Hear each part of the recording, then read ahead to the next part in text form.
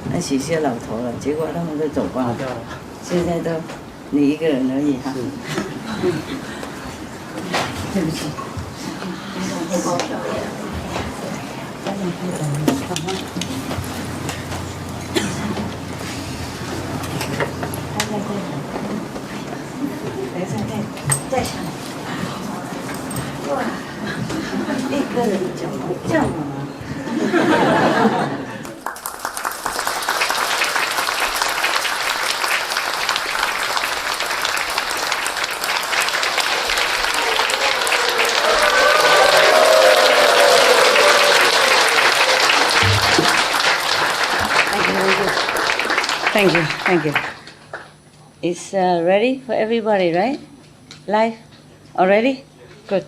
Hello, everybody outside. There are some good news and bad news. Good news first, bad news first. Es tut mir leid. Gestern habe ich vergessen, dich zu kommen. Ich habe vergessen, jemanden zu fragen. Jemand für dich übersetzen, ja. Ja, aber es soll sein, aber gestern war so viel. Weißt du, so viel Sachen jeden Tag. Gestern habe ich wirklich vergessen. Und dann bin ich nach Hause gegangen, zurückgedreht und dann habe ich gedacht, oh Mensch, habe ich vergessen, diese alte Gentleman. Es tut mir so leid. Okay. Alright. Ja, hast du viele Kinder? Kinder hast du? Ja. Wie viel? 3. 3? Weißt du, wie sie dich vergessen macht, ne?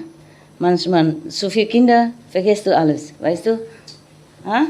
Sie lässt dich so beschäftigt, dass du...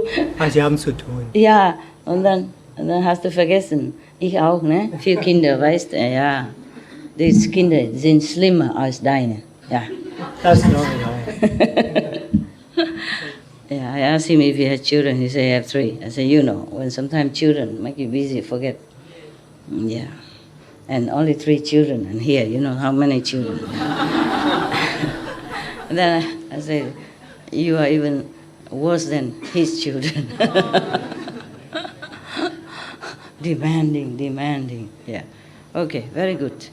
Master, today you are the rainbow of love. Rainbow? The rainbow of love. You mean this stuff? Yeah. Thank you. Just to cheer me up. Yeah. It's true, Master. It's true. Yeah, but I'd be happy when one day I could wear like them. Yeah. In a few days, Master. In a few days only? Everybody will go. Everybody gone? No. What I mean is, if I could wear this even to see you, that the karma would be allowing me to do that. Maybe in this gathering you can... Maybe. Why not? I'm not free. Baby, I'm not free. My life is not my life anymore. My life belongs to all of you. Whatever affects you, affect me. Yeah, whatever I have to do, I have to do. Yeah, all because of you. I don't have a life. I don't have any freedom. I don't have even freedom to choose my clothes. or to wear what color my hair is. This is not my liking. Yeah, because when you dye the color, there's some chemical, I don't like. I had to do it. Yeah. I do as less as possible. It's just still, I don't have freedom, I tell you. I'm free, but I don't have freedom. Nope. Yep. Understand now? Yeah. Okay. It's not it's a nuisance, but I don't mind too much. It's just that it's not like I choose to. Okay? Doesn't matter. It's a small thing. It's not a big sacrifice like Sakyamuni Buddha. I just want my hair, not my head. Thanks God. Huh? Okay? Okay.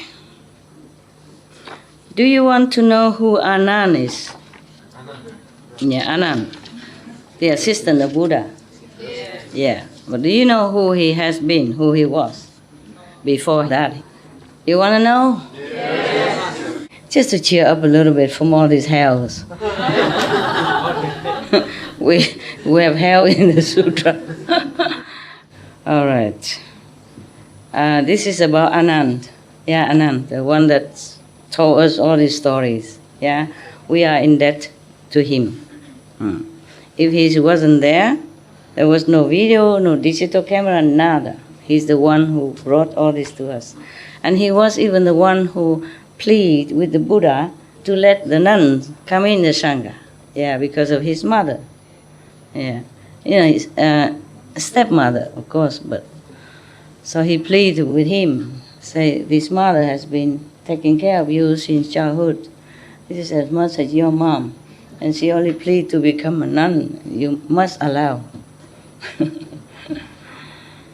Yeah, but there has never been nuns before, all these thousands of years. So if the Buddha allowed that, he worried that all the monks will make, like a revolution perhaps, or, like unrest, feel unpeaceful.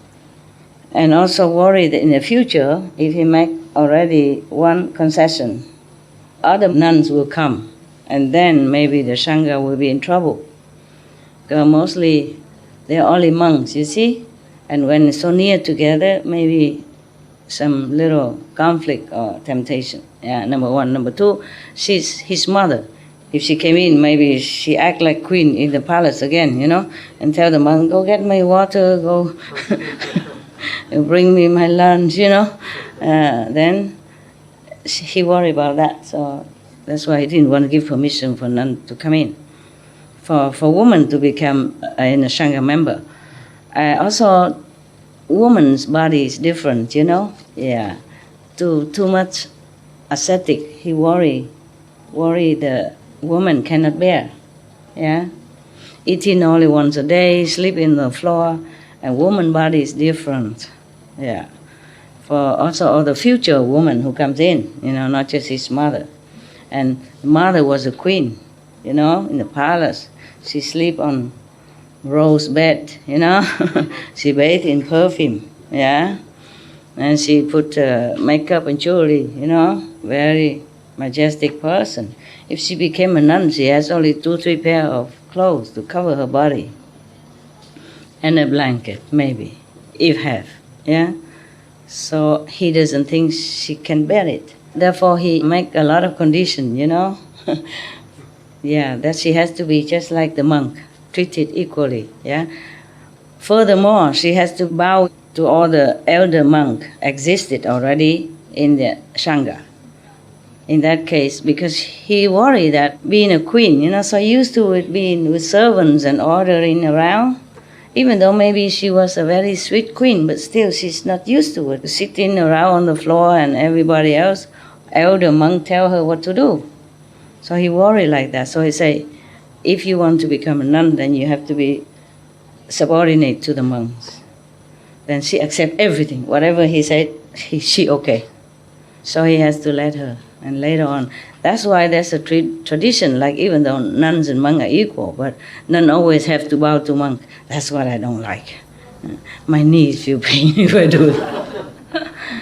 I don't mind. I did bow before. What I mean is, at the Buddha time, it's different, because she came in later, and other monks already been with him long time. So, of course, they are senior, then it's maybe okay.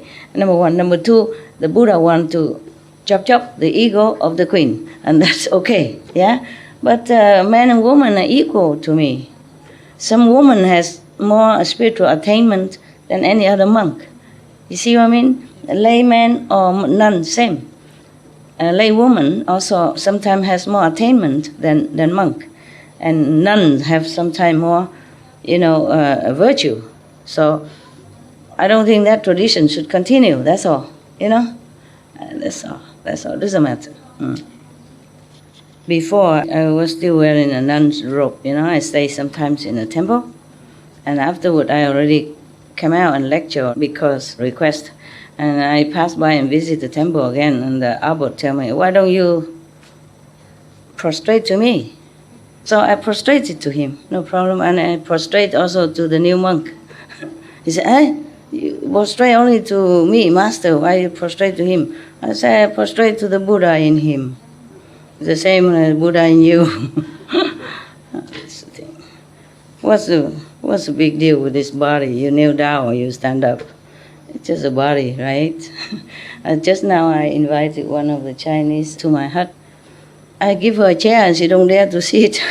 She was kind of nervous and kind of trembling a little bit. She said, no, I cannot dare sit like this. I just kneel. I said, no, don't kneel. It will hurt your knees. Because there's no cushion or nothing on my floor. And it's cement floor only. The road? There's nothing. Don't do that.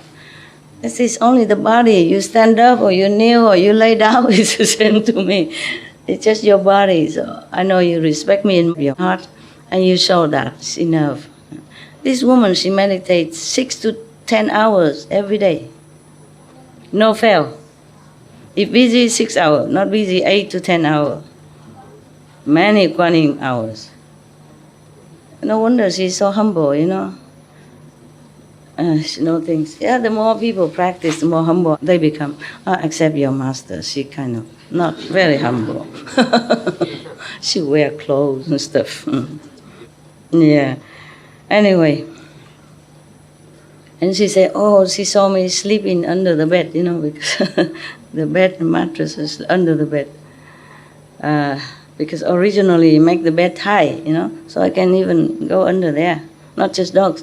It's originally planned for dogs. Dogs stay underneath, I stay on top. So we saved electricity for heater in winter and all that, But right now the big dog is there, and he likes to be alone. He's too big anyway, and then he likes his aircon. So I give him next door. Yeah, that's the thing. I cover and make an aircon, and the other 3 dogs in the house. You probably saw them when you take refuge when it's raining. And they're sick now, old and sick, and don't look very pretty. But they still, so strong, wagging tails and stuff. And then she saw it and said, it makes her heart very painful. I said, but why? Why? I'm very happy here. Why everybody feels sorry for me? I mean, what can I do with a big house? I can only sleep on one bed, yeah? If a big house, can I sleep Monday, Tuesday, Thursday? Every day different bed or something? Yeah, just make me more tired walking around. I'm perfectly happy in a smaller place because as I'm so busy, if I have bigger house, there will be more trouble. Less organizing space. They are small, but I have everything there. I don't waste too much time, to find my things. What else I need? Yeah, nowadays you can work at home anywhere with a telephone or text. So no problem. Don't feel sorry for me, okay? Because that means you don't understand me. I don't care, palace or hut, it's the same. I stay there because it's a very good spiritual energy right now. But if the house has better energy, I would come in. I don't care house or not house. I just don't like the house. I prefer not. It feels so separated, too heavy, cement and stuff. I feel more in the nature, near to the trees and stuff. So the hut will make you nearer, because you have to walk outside often to wash yourself or to... Because so near. In the house, you would go from one living room to the bedroom, and then bedroom to the bathroom, and bathroom to the garderobe, and then you just all day inside. But if you are in a small hut or tent, you had no choice but to be outside often. And very, very happy for me. Very, very happy. Don't ever feel sorry for me. I say, tell us, but why? Why? A lot of people have no room to go, nowhere to go, no food to eat, no water to drink, and had to bath in the snow. Because the war, children have to walk barefoot. When the war come, many war, some small war broke out in different country, and they have to quickly take their belongings. They couldn't take anything, many things. Children, old, elderly women, pregnant women, they all have to live in somewhere there, just a roof on top where the snow is so thick. That is, you shouldn't feel sorry. I am the most lucky woman on the planet. I don't have nobody to force me to live in a palace or in a house. I have my own choice. I can choose to live anywhere I want, anytime, wherever suitable at that moment. I'm a very, very, very fortunate person. I want you to know that once and for all. Don't ever feel sorry for me. That means you don't understand. Okay, the value of the person or master doesn't lay on the house or bigger temple for her or for him or a lot of stuff. It's not like that. The value is inside. And if I know my own value, doesn't matter what I have or not have, it's the same. Very happy. Okay? But I know you love me and I appreciate that. I appreciate that. But don't worry, okay? I'm perfectly happy. Better than if you give me a palace. Truly like that. Okay? Yes, ma'am.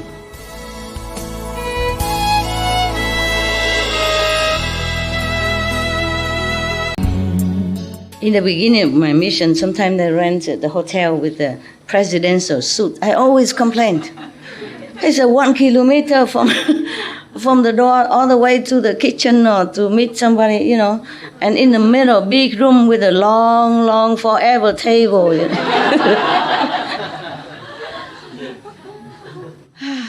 Presidential suite. And I travel, 1,000 miles and tired and jet lag already and have to walk like that. What is the good of that? Huh? It's crazy. All the ideas in this world are not always correct. Okay? You don't honor me by giving me a presidential suit. Just make me more tired. Walk in and cannot even call the attendant. Hey, yo! So tired to walk. Come here, please. Can you hear me? Hello.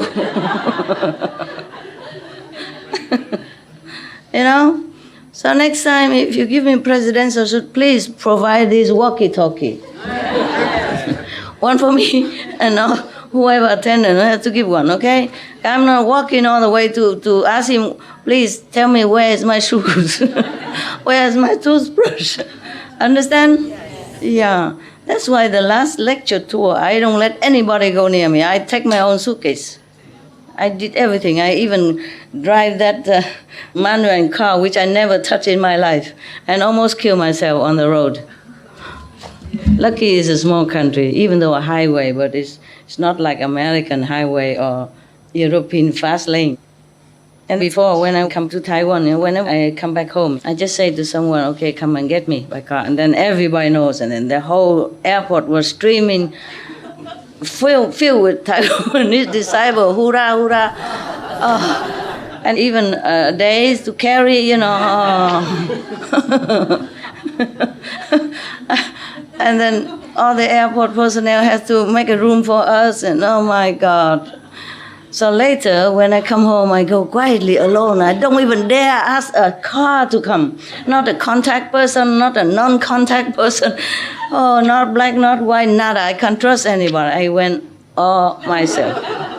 By taxi, Quiet. told you already. So when the last gathering over there, I came in with taxi, and they stopped me, Cannot come here. ID card, please. Taxi cannot go in, just have to park far away and walk in.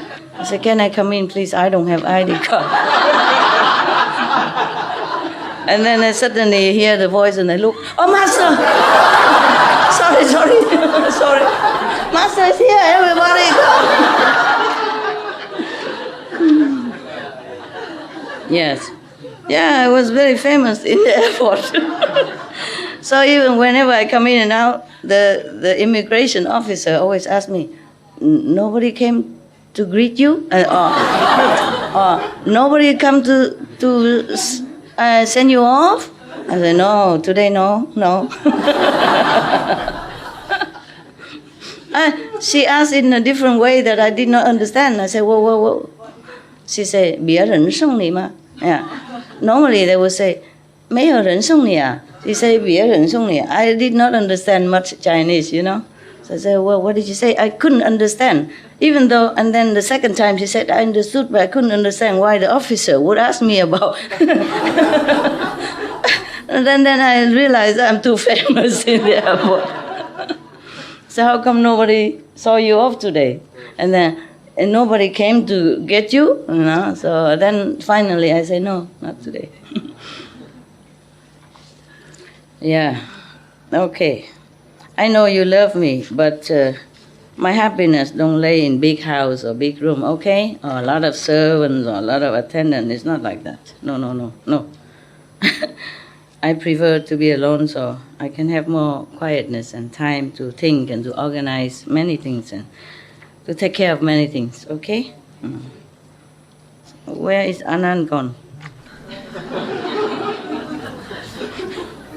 I just saw him there. I told you, right?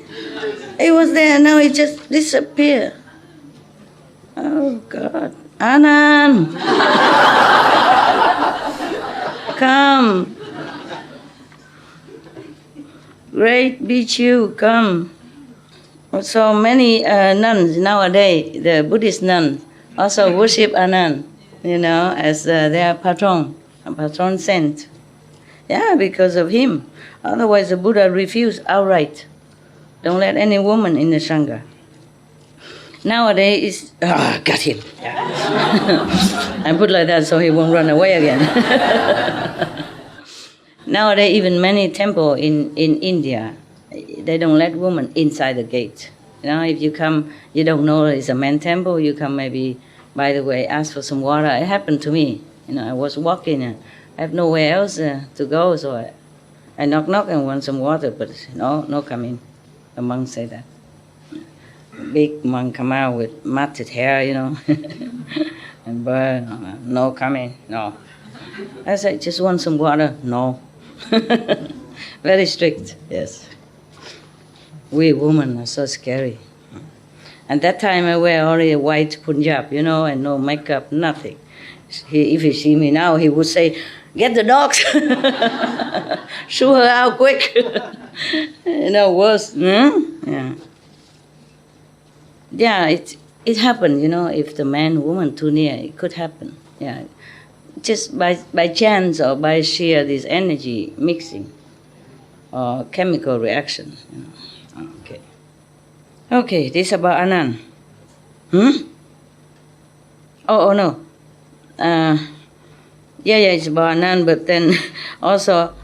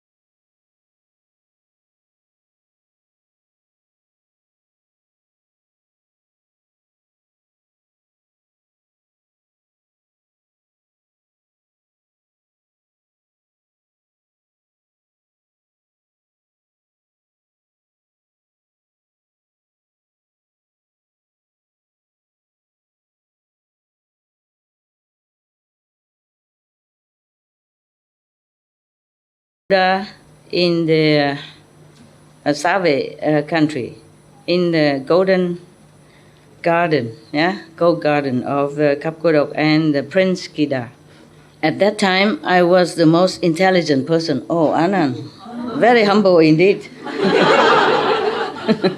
He himself said that. At this period of time, I was the most intelligent person and have the most accurate memories. Yeah. Therefore, many bhikkhu was thinking to themselves, we don't know what did Anand do in the former lives that acquired so much merit, and then now he can even become the chief of the Sutra recollection group. Yeah. And then whatever the Buddha said or whatever he has heard, he remember everything, not even forgotten one sentence. So they thinking together thus, and they came up to the Buddha and say, pray to the World Honor One. Anand Bhikkhu, in the former life, what has he done to earn so much merit that nowadays he could remember everything like this?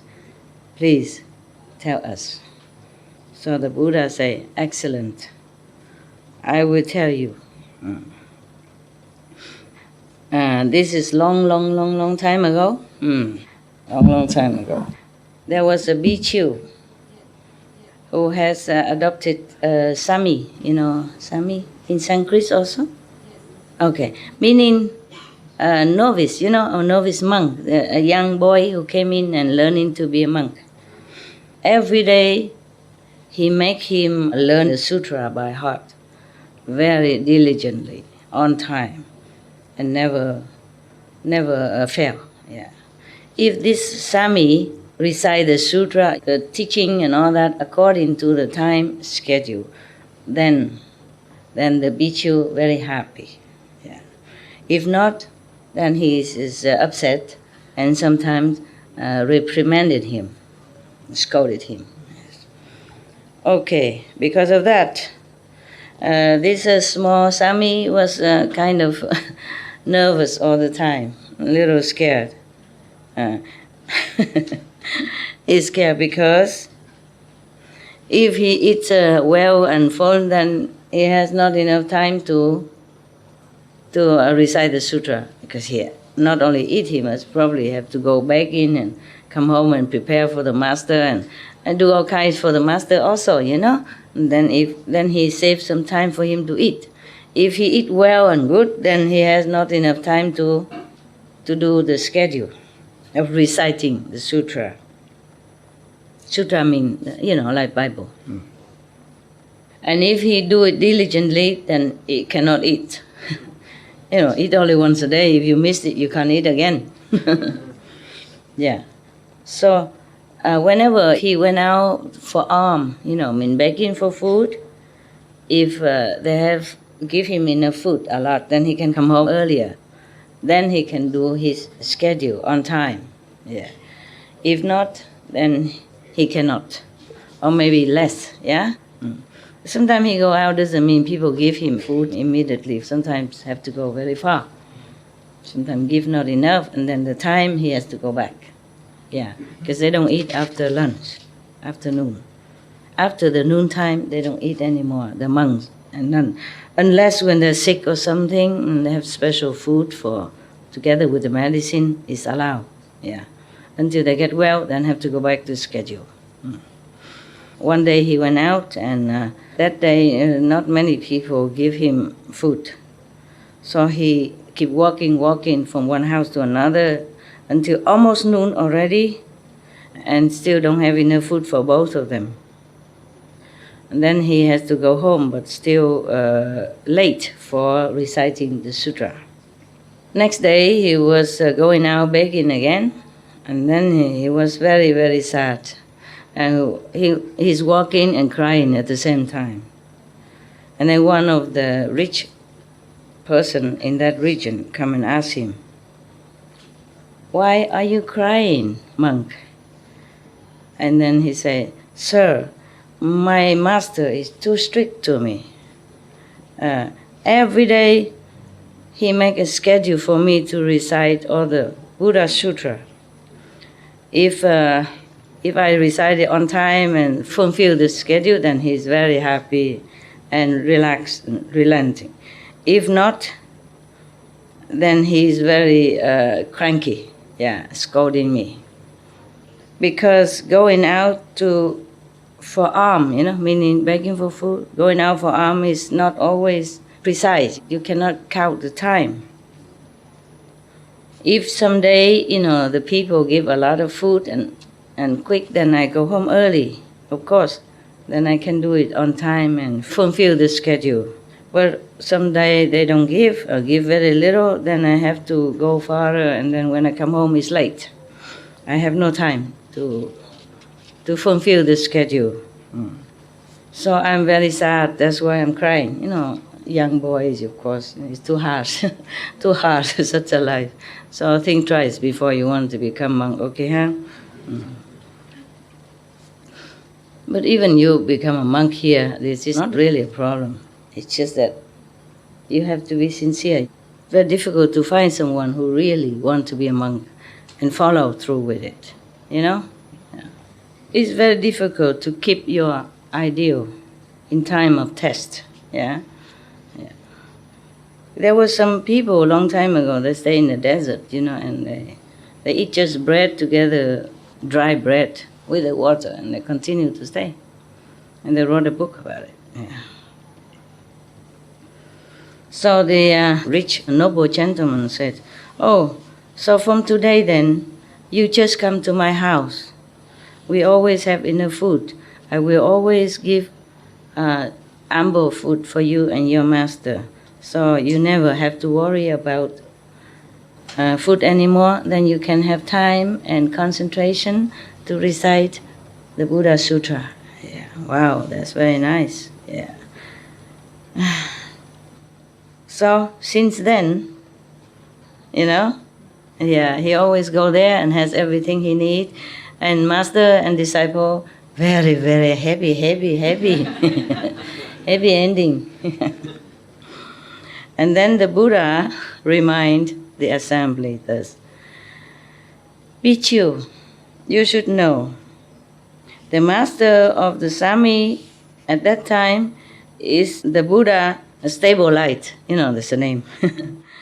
And the Sami at that time is the past reincarnation of myself.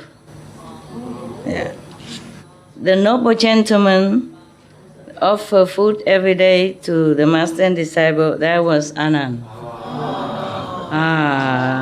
No wonder he remember everything. So life after life he has the DNA, good memory, That's why, no wonder. Okay. So this time he can remember everything, whatever is said to him, whatever sutra or any one word that I said, he never forgot. All the bhikkhu, the monks have heard that. Everyone was so glad, happy, and inspired to recite the Buddha Sutra, and also wanting to offer, they love all that. And then they withdrew. Okay, that's good. Now you know our benefactor, why he is so good like that. Okay, huh? That's a good story for a change. But still have some scolding and it's sad and just a little bit, In Chinese idiom, they say, strict master produce best disciple, excellent disciple. So maybe because the master was so strict, so Anand, life after life, have such a good memory. A good point. Recite my teaching every day. No food. Huh? No food. No food otherwise. 2 meals become 1 meal. All right, very good. Now we go back to hell. You want or not? Yes. Yeah, because there are a couple more stories in there. I haven't read it. You like hell? Yeah, it's better you know it so you don't go there. Huh? Yeah. In order to protect the people, some person have to say, oh, in that forest, there are tigers who will tear you up and will eat you, and don't ever go there. Then at least you know. Sounds scary, but if you don't describe it, you think, what the heck, I go and see what it is. You know what I mean? Yeah. If they say, just don't go there, then you don't really understand it. But if you describe it detailed, then you know and you won't go. Maybe you still want to go, then it's your problem. Where were we before? Karmic retribution. Have I read that? Yes. All of that? Yes. Okay. Yeah, okay. So the 4 heavenly kings vow to protect all beings, right? Yes. Are you sure? Yes. Oh, okay. So everything. Yeah. And then now we come to the names of hells. At that time, universal, worthy Bodhisattva, Mahasattva said to earth store Bodhisattva. Mind you, not every story says that I have heard, yeah? Because this is the whole story that Anand heard, yeah? So the only beginning, you see, beginning of the sutra, thus I have heard. Because this is one sutra together, so one chapter after another, we don't have to repeat the same again. But this is all from Anand, imagine.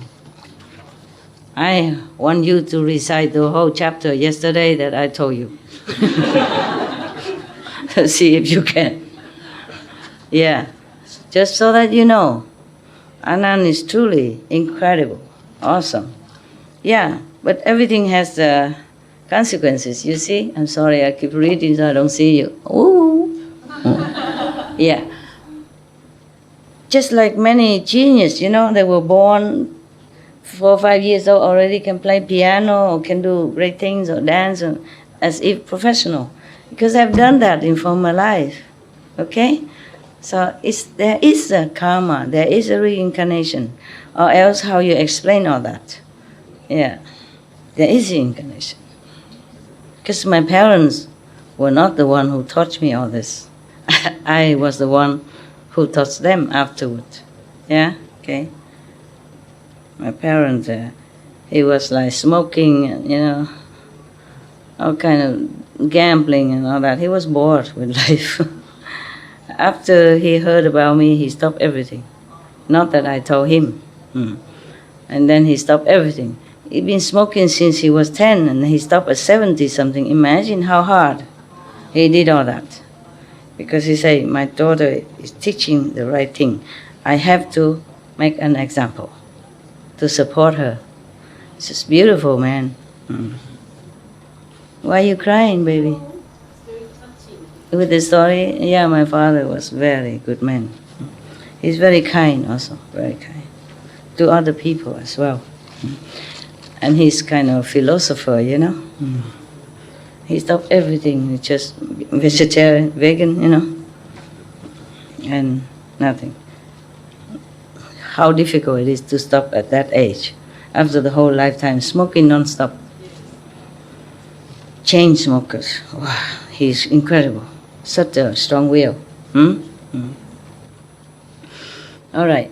At that time, universal worthy Bodhisattva Mahasattva said to earth store Bodhisattva, humane one, kind one, humane one, for the sake of gods and dragons, those in the fourfold assembly, and all other beings of the present and future, please tell us the names of the hells where beings in the Saha world on the continent of Jambudvipa must suffer retributions for offenses they commit.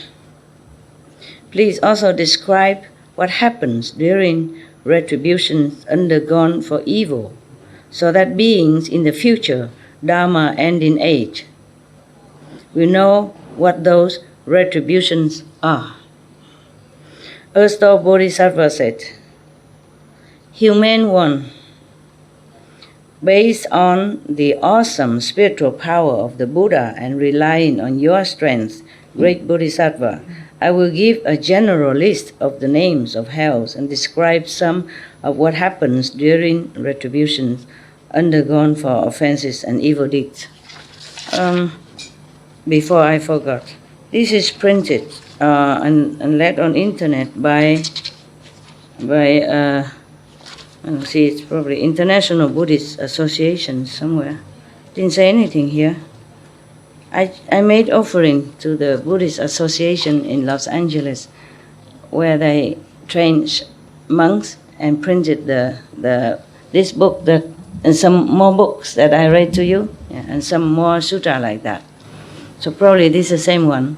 They translated from those. We have to be also grateful to them. Yeah? We thank them. This Buddhist Association, International Buddhist Association. They're doing a good job. Mm-hmm. But some of the sutra are printed by means of offering from the lay people, because they heard that printing sutra and give away for the temple, and then so for people to come and take it or making some offering. And a lot of merit. Many people print it. And this is one from internet. Bravo. Good job. We are grateful to them. Công tử vô lượng, công đức vô lượng mean infinite merit to them. If somebody can help me to find out whether it's the same association or not. If it's a different one, then tell me so I can make another offering to them so they can continue doing their job. And the merit I return to them too for them. I guess I have merit enough. I don't do it for merit. I do it because it's the right thing to do, because they need it. The monks, together they don't have much money. I don't know how many lay people offer. So we do some of our part. That's all. Okay, now he begins. Humane one. They call each other humane one. Mean a great humanity in their heart. Humane and humane quality. Humane one. In eastern Jambudvipa is a mountain range called Iron Ring. The mountain is pitch black because the light of sun and moon do not shine on it. It's on our planet. This Iron Ring mountain is on our planet. Scary, no? Huh? And this is only one planet. Other planets also have similar. Some, not all planet has that. But even sun and moon do not shine on it. And sun and moon normally is no discriminating. Shine on all alike, but cannot shine on this. A great hell is located there named Ultimately Uninterrupted. Another hell is called Great Avicii. There is also a hell called Four Horns. Another hell called Flying Knives. You can imagine. What for? Flying knives. Knives, flying. Yeah. A hell called Fiery Arrows. You can imagine what for. A hell called Squeezing Mountain. You know what's for. A hell called Piercing Spears. You also understand what for, right? The name speaks it all. A hell called Iron Carts. You also know. A hell called Iron Beds. A hell called Iron Oxen. A hell called Iron Clothing. Not to iron your clothes, but iron clothing. Probably offenders are made to wear iron clad and iron clothes, very heavy and make them run. A hell called 1,000 Blades. And you also know what for. A hell called Iron Asses. Donkeys. Huh? Iron oxen, iron donkeys. They have no soul, they have no pity, they just do what they have to do. A hell called Molten Metal. You know what for. A hell called Embracing Pillar. You know what for. The pillar is normally burning hot. And the offender are made, forced to embrace it. And cannot free himself. A hell called Flowing Fire.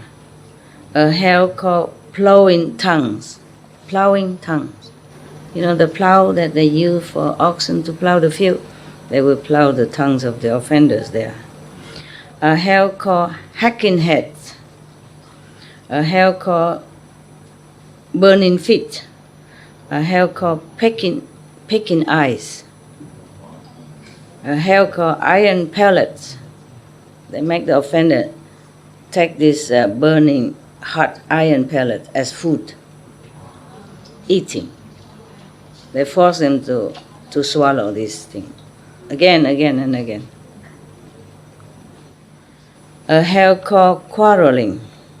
A hell called iron axe. And a hell called massive hatred. Earth-Star Bodhisattva said, Human one, within the iron ring are endless hells like that. There is also the hell of crying out, the hell of pulling tongues, the hell of dung and urine, the hell of metal locks, the hell of fire elephants, the hell of fire dogs, the hell of fire horses, of fire oxen, of fire mountains, fire rocks, of fire beds, of fire beams, of fire eagles, sawing teeth, flaying skin, peeling skin. Now, just the name is scary already, yes. The hell of drinking blood, the hell of burning hands, of burning feet, of hanging hooks, of fire rooms, of iron cells, and the hell of fire wolves. Each of those hells contains lesser hells numbering from 1 or 2 or 3 or 4 to hundreds of thousands. Each of those lesser hells has its own name. The Earth-Star Bodhisattva told Universal Worthy Bodhisattva, Humane one, such are the karmic responses of beings in Jambudvipa who commit evil deeds. The power of karma is extremely great. It rivals Mount Sumeru in its height. It surpasses the great oceans in its depth. It obstructs the path leading to sagehood. For that reason, beings should never think that minor bad deeds are unimportant or assume that they do not count as offenses. After death, there will be retributions to undergo that cover all those details. Even minor sin committed will be also accounted for. Nothing will be overlooked. Nothing escaped the judgment of hell. Fathers and sons have the closest relationship, but their roads diverge, and each must go his own way. Even if they met, neither could consent to undergo suffering in the other's place. Cannot exchange karma. Yeah. Now, based on the awesome spiritual power of the Buddha, I will describe some of the retributions for offenses that take place in the hells. Please, humane one, listen for a moment to what I'm going to say. Universal Worthy replied, I have long known of the retributions that happen in the three evil paths. I hope in asking the humane one to describe them is that, my hope, is that when beings in the future Dharma ending age, like right now, after the Buddha died for a long time, who are doing evil deeds, hear the humane one's descriptions, they will be moved to take refuge with the Buddha. I also hope like that. That's why I read all these awful things to you. Otherwise, it's also not pleasant. I hope all that. I hope all the people who heard this will be, frightened to become more benevolent and good for the whole world, for the society, and teach their children and grandchildren to be morally correct and don't do evil deeds. Yeah? Because if nobody tells them, they don't know. Just like too many law in one country. If nobody tell you this and that is bad, except the killing or the stealing, all that, those we know are unlawful. But many other law we don't always know. Yeah. That's why people need the lawyer, then and come and tell them, yeah, this is okay, this is not, and then they try to help you. Earth Store Bodhisattva said, Human one, this is what happens during retributions in the hells. Offenders may go to a hell in which their tongues are stretched out and plowed through by cattle, or to a hell in which their hearts are poured out and eaten by yakshas, some of the devil race, demon race in hell, yakshas, or to a hell in which their bodies are fried in cauldrons of boiling oil, or to a hell in which they are forced to embrace red-hot copper pillars. I thought so. Yeah, that's what it was. Oh, terrible, God. Or to a hell in which they are burned by fire that constantly pursues them, or to a hell in which cold and ice are all pervasive, or to a hell in which excrement and urine are endless, or to a hell in which flying mazes are unavoidable, or to a hell in which fiery spears stab them repeatedly, or to a hell in which they are constantly beaten on the chest and backs, or to a hell in which their hands and feet are burned, or to a hell in which they are bound by iron snakes that coil around them, or to a hell in which they are pursued by racing iron dogs, or to a hell in which their bodies are stretched by iron mules, iron donkeys. Human one, to inflict these retributions in each hell, hundreds of thousands of instruments made of copper, iron, stone, or fire arise from karmic forces. Those four materials come into being in response to the kinds of karma offenders created. If I were to explain in detail what happens during retributions in the hells, then I would need to tell of the hundreds of thousands of sufferings that must be undergone in each specific hell. How much more would that be the case for the sufferings in all the many hells? Now, having based myself upon the awesome spiritual power of the Buddha, I have given a general answer to the human one's question. For if I were to speak in detail, it would take eons, many, trillion, billion, gazillion of years. Many eons, yeah. Okay, end of the chapter of names. Thank you, Bodhisattva. You should thank him, huh? You want some more? Or the praise of the Buddha. Okay, this is good. Good stuff. Oh no, this is the Buddha's praise for the Earth-Store Bodhisattva. At that time, the world-honored one emitted a great bright light from his entire body. Can all of you hear me? Yes. Far from the microphone. My back kind of tired. Oh, woman. What to do? Take some water. Huh? Yeah, that's a good idea. Good idea. Sorry.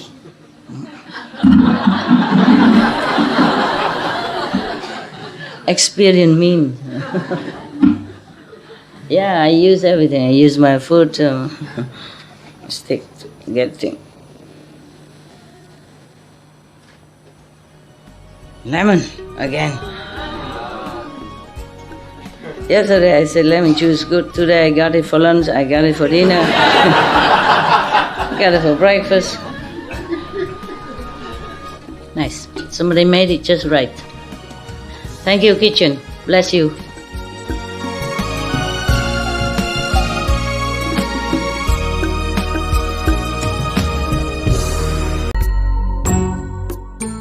If If you have a lot of lemon in your garden, you can pickle it, the whole lemon. I don't know how they do it. Sometimes maybe they just pinch on the lemons and then they put salt in it and then a little water and then they put it in the sun for a long, long time. Tastes delicious. You make it like a drink, just like lemonade. But the taste is so fragrant, you know. I don't know how they make it. Just look on the internet, maybe. The Vietnamese people know how to make it. I liked that very much when I was young, you know. Yeah. Very refreshing. It's like lemon, but it's more fragrant, more tasty, and it's more thirst-quenching. At that time, the world-honored one emitted a great, bright light from his entire body, total illuminating Buddha's lands, as many as grains of sand in billions of Ganges River. What is this? Huh? What? No, I'm expert in this field. I'm checking out, see if make my throat feel better. You're wrong. I don't know what it is, but it's not lemon water. Okay, I can have change, you know. Sometimes they put like 7 things on it, so Monday, Tuesday, Wednesday.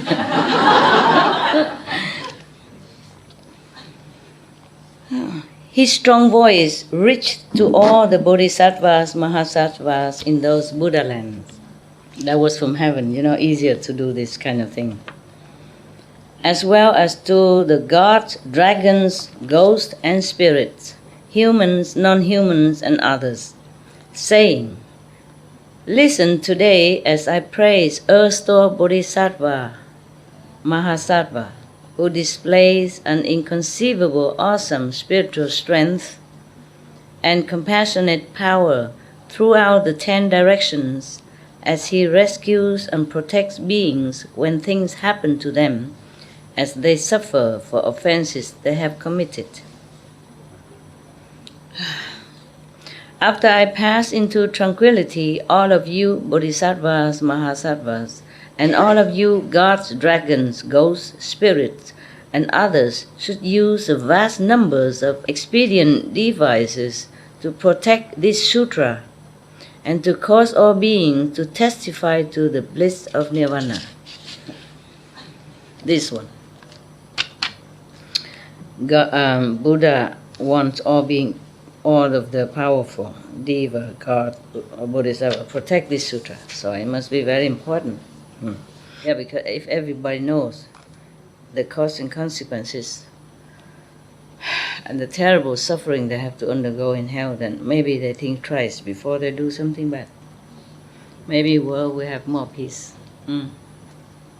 After that was said, a bodhisattva named Universally Expansive arose in the assembly, placed his palms together respectfully, and said to the Buddha, "We are now about to witness the world-honored one praise Earth Lord Bodhisattva's inconceivably great, awesome spiritual virtue. We hope the world-honored one will also aid beings in the future Dharma ending age by telling us about how Earth Lord Bodhisattva benefits people and gods and about the working out of cause and effect. That will help the gods, dragons, and the rest of the eightfold division, along with beings of the future, to receive the Buddha's teaching respectfully." At that time, the world-honored one said to the Bodhisattva Universally Expansive, to the fourfold assembly and others, listen attentively. I will briefly describe to you how Earth Lord Bodhisattva's virtuous deeds keep benefiting people and the gods." Universally Expansive reply, "Excellent world-honored one, we are happy to listen. The Buddha told the Bodhisattva universally expansive. Thus, if in the future, good man or good woman who, upon hearing erstwhile Bodhisattva Mahasattva's name, place their palms together, do it respectfully. Praise him, bow to him, or gaze in worship, gaze his statue, they will overcome 30 aeons worth of offenses. 30 aeons. Understand? Erased. Whatever you have done, bad deed, in 30 aeons, it will be erased. They will overcome 30 aeons worth of offenses. Incredible.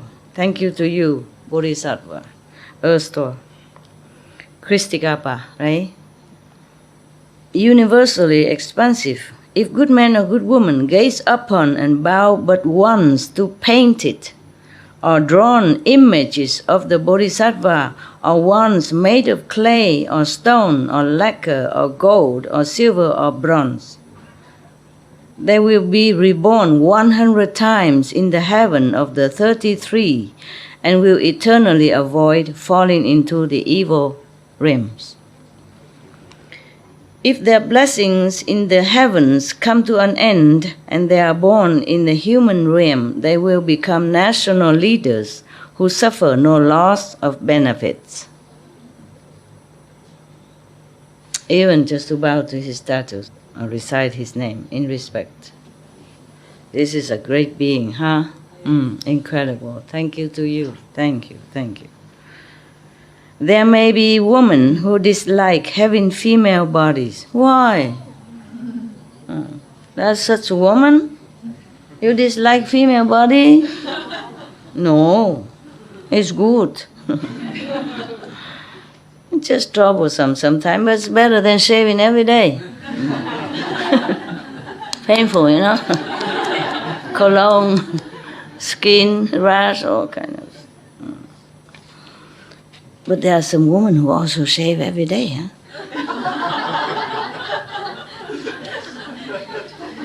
I saw it advertised on TV, and I saw, all kind of blades and, of shaving apparatus. This one is better than the others. Guarantee, 3 weeks don't have to shave again. Or some wax or something. Out! I thought, my God, poor woman, why does she grow so much hair like that? Everywhere, Out here, out there, out everywhere. And I was thinking to myself, that's another blessing that I should count on my fingers, Because I don't have to do that. It seems so strange to me that some women have to shave every day. I wonder, how can women have to shave? I never know that. I don't know that in my family. But after I saw on TV, I thought, there are such women. Some women even have mustache and beard and also so have to shave. No? Yeah? Yes. And there's one who has a long beard and she's famous now. Conchita. Yeah, very famous. Bless her, so cute. And she talked very gently. I saw sometime on TV, there's Euro contest. Very good. Okay. Very good that the world people amuse themselves with such, harmless contest. Beautiful. Why do I talk like that? For what? Let's cheer up a little bit, all this hells make me kind of heavy. But it's serious, huh? Watch your tongue, huh? Watch your mind, your speech, and your actions, truly, okay? Yes, so that the world will benefit from your pure energy, not just yourself, and make a good example for others. Then people will be curious, be attracted to your energy and come around and ask you. And then you have a chance to tell them to behave in such a way so that to avoid suffering in the future and in hell. That is your mission, to be good. It's a mission, it's a job, okay? It's an obligation, it's a duty. We owe that to the world, okay? Thank you. The Buddha told the Bodhisattva universally expansive. This is a translation from Sanskrit name. Every name has some, Lucky is a short, no? If in the future, another one. Oh, sorry. Okay, they become leader. Okay, in the future there will be women who dislike having female bodies. Suppose they wholeheartedly made offering to the images of earth or bodhisattva that are paintings or made of clay or stone or lacquer or brass or iron or other materials.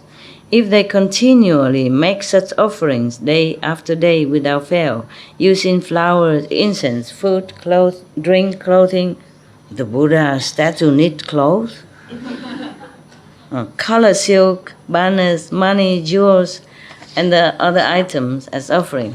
Just a symbol, the Buddha don't need, just symbolic of respect and sincerity. When those good women finish their current female retribution, then throughout hundreds of thousands of aeons, they will never again be born in worlds where there are women. So just stay with men altogether, how boring. Much less to be one. Okay, any of you want to be born as men and just live with men forever in that kind of world? Yes, no?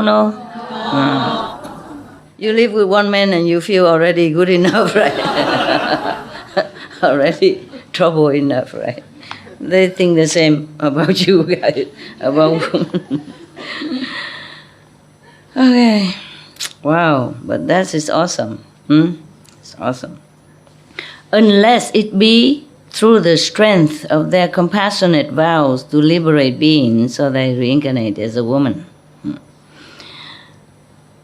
Based on the strength of their offerings to the Earth Store Bodhisattva and the power of their meritorious virtues, they will not be born into female bodies throughout hundreds of thousands of aeons, and that is like forever.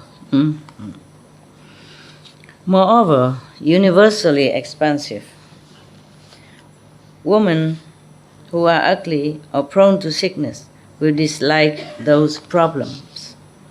If they gaze at and bow to images of Earth or Bodhisattva with sincere resolve for even just a few minutes, then throughout millions of aeons, they will always be born with full and perfect features. Just for a moment, but with all sincerity and decisive, determination then, okay? And then, wow, through millions of aeons, they will be born perfect and beautiful. I guess all of you have done that. All of the women I see here have done that. This is all for the woman or for man who has no other method, like Guanyin method or anything like that for liberation. Yeah, this is at least to help them to be happy in human life, because many humans are not happy. Yeah, at least like this, if they are happy in the other form and then they can do that to succeed, then it's wonderful. Wonderful. Yeah, to be a beautiful woman is wonderful feeling, no? Yes. But it's not always a blessing. Because sooner or later a man will chase you and then you have to become pregnant and go through pain to give birth to children and all that, and then took care of the whole household and then bound there. So beauty is not always the blessing, Not always. Even to be a queen or something, a lot of work.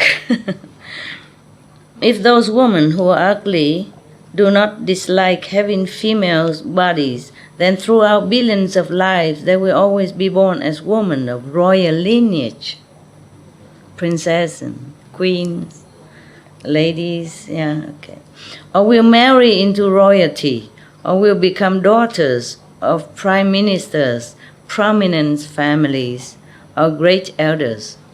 They will be of upright birth and full feature. They will receive such blessings from having sincerely beheld and worshipped Earth-star Bodhisattva. Moreover, universally expansive, there may be good men or good women who are able to play music, sing or chant praises, and make offerings of incense and flowers before images of the Bodhisattva, or who are able to exhort one or more others to do likewise. Now and in the future, such people will be surrounded day and night by hundreds of thousands of ghosts and spirits who will even prevent bad news from reaching their ears, much less allow them to be personally involved in any accidents. Incredible power. My God. Moreover, universally expansive, in the future, evil spirit or evil ghosts may see good man or good woman taking refuge with, respectfully making offering to, praising, beholding, and bowing to images of Earth-star Bodhisattva. Those beings may make the mistake of ridiculing such acts of worship, saying that they are of no merit. They may sneer at those good people, condemn them behind their backs, or get a group or even one other person to have even as little as one thought of condemnation. Such beings will fall into the Avicii hell, and the extreme misery they will undergo as retribution for their slander will not be finished, even after the 1,000 Buddhas of the worthy aeon have passed into tranquility. That's a long, long time. Because it takes a long time for one Buddha to appear. And it takes 1,000 of Buddha like that. Yeah, it's incredible. Only after that aeon will they be reborn among the hungry ghosts, where they will pass 1,000 more aeons before being reborn as animals. Only after another 1,000 aeons will they obtain human bodies. Oh, dear God. The Earth-star Bodhisattva, I read it somewhere before here that he observed the human world. Any of our thought, deed, and action is all sinful, mostly sinful. None are very pure. Most of people are like that, he said.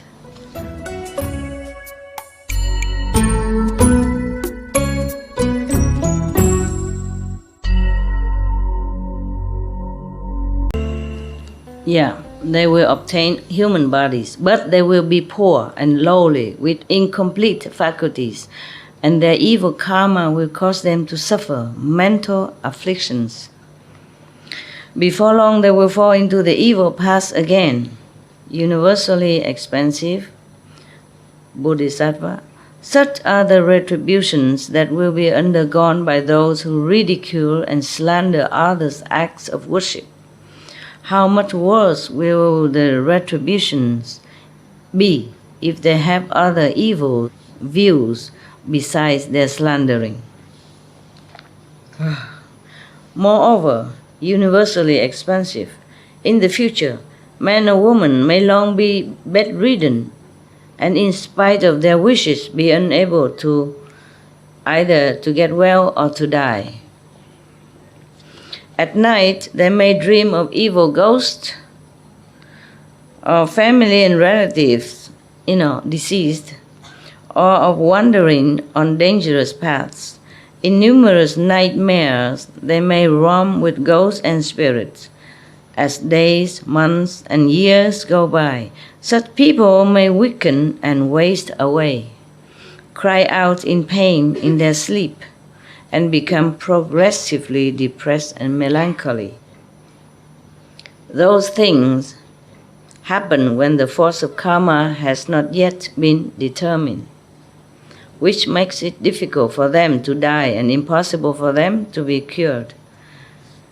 The ordinary eyes of men and women cannot recognize such things. In that situation, some people should recite this sutra aloud once before the images of the Buddhas and Bodhisattvas. They should also offer possessions which those sick people cherish, such as clothing, jewels, gardens, or houses. They should speak distinctly to the sick person, saying, "Now, before this sutra or these images, we are offering these items on behalf of these sick people." They might offer sutras or images, or commission image of Buddhas or Bodhisattva, or build stupas and monastery, or light oil lamps, or give to the eternal dwelling, ashram. They should tell the sick people 3 times about the offerings that they are being made, informing them so they both hear and understand what is being done. You hear me? You understand? Yes. Okay, the people who are sick but cannot get well and cannot die, that means the decision has not been made from the Council of Judgment whether or how to condemn this person. So during these undecisive times, if they offer things to the Buddha's image only, even not the live Buddha even, or recite this sutra of Erstwhile Bodhisattva once in front of this Buddha's image, and get all the beloved items from the sick person to give it to charity or make it offer. Whatever they love, the sick person, beloved items, they should bring it out and offer it to the Buddha images and recite this sutra, or give it to the monastery, sell it, or buy lamps, buy oil, buy things to offer to the monks, or the temple. If their consciousness are already scattered and their breathing has stopped, mean the sick person, then for 1, 2, 3, 4, and on through 7 days, others should continue to inform them clearly and to read this sutra aloud, even if the person is still not very conscious, But he will hear, because his soul leaves the body but can hear everything. When those people's lives end, they will gain liberation from all heavy and disastrous offenses they committed previous lives. Even offenses warranting 5-fold uninterrupted retribution, meaning even for the worst hell, all these offenses will be cleansed if they recite this sutra in front of Buddha image for the dying person. They will be born in places where they will always know past lives. How much greater will the karmic reward be if good men or good women can write out this sutra themselves or commission others to do so. If they can carve or paint images themselves or commission others to do so, the benefits they receive will be great indeed. Therefore, universally expansive, if you see people reading and reciting this sutra, or even having a single thought of praise for it, or if you meet someone who reveres, you should employ hundreds of thousands of expedient means to exhort such people to be diligent and not retreat, in spiritual belief. In both the present and the future, they will be able to obtain billions of inconceivable meritorious virtues. Wow. Moreover, universally expansive, beings in the future may, while dreaming or drowsy, see ghost spirits and other forms that are either sad, weeping, or worried, fearful, or terrified. Those are all fathers, mothers, sons, daughters, brothers, sisters, husband, wife, and relatives from this person, from 1, 10, 100, or 1,000 lives past, who have not yet been able to leave the bad destinies. They have no place from which to hope for the power of blessings to rescue them, and so they try to communicate with their closest descendants, hoping that those relatives will use some expedient devices to help them get out of the evil path. It's said that if you see sometime in your dream, some ghosts or some sad images of people, that means it's your far relatives in the past relatives. You might not even know. They try to communicate this way, hoping that you understand and you pray for them, or light incense for Buddha, or do something to pray for them, so that they can liberate themselves from the bad destinies. Universally expansive, using your spiritual powers, exhort those descendants to recite this sutra with sincere resolve before the images of Buddhas or Bodhisattvas, or to request others to recite it, either 3 or 7 times. When the sutra has been read aloud the proper number of times, relatives in the evil path will obtain liberation and never again be seen by those who are dreaming or drowsy. The sad image will not appear anymore. Moreover, universally expansive, people of low station and those who are slaves or who are bonded or who are deprived of their freedom in other ways may be aware of their past deeds and wish to repent of them and to reform. If while beholding and bowing to Earth or Bodhisattva's image with sincere resolve, for 7 days they are able to recite his name a full 10,000 times, then when their current retribution ends, those people will always be born into wealth and honor for thousands of lives. How much the more will they avoid having to endure any of the sufferings of the 3 evil paths? But have to recite with sincerity, not just say, okay, then it's better put the record player on. It has to be from the heart. Our intention is important. Moreover, in the future, in Jambudvipa, when the wives of Kshatriyas, Brahmins, elders, Upasakas, and those of other names and clans are about to give birth to sons or daughters. This is the one I remember in Taiwan. Okay, that's fast. Newborn sons or daughters, the family members should recite this inconceivable sutra and recite the Bodhisattva's name a full 10,000 times during the 7 days before the birth of their children.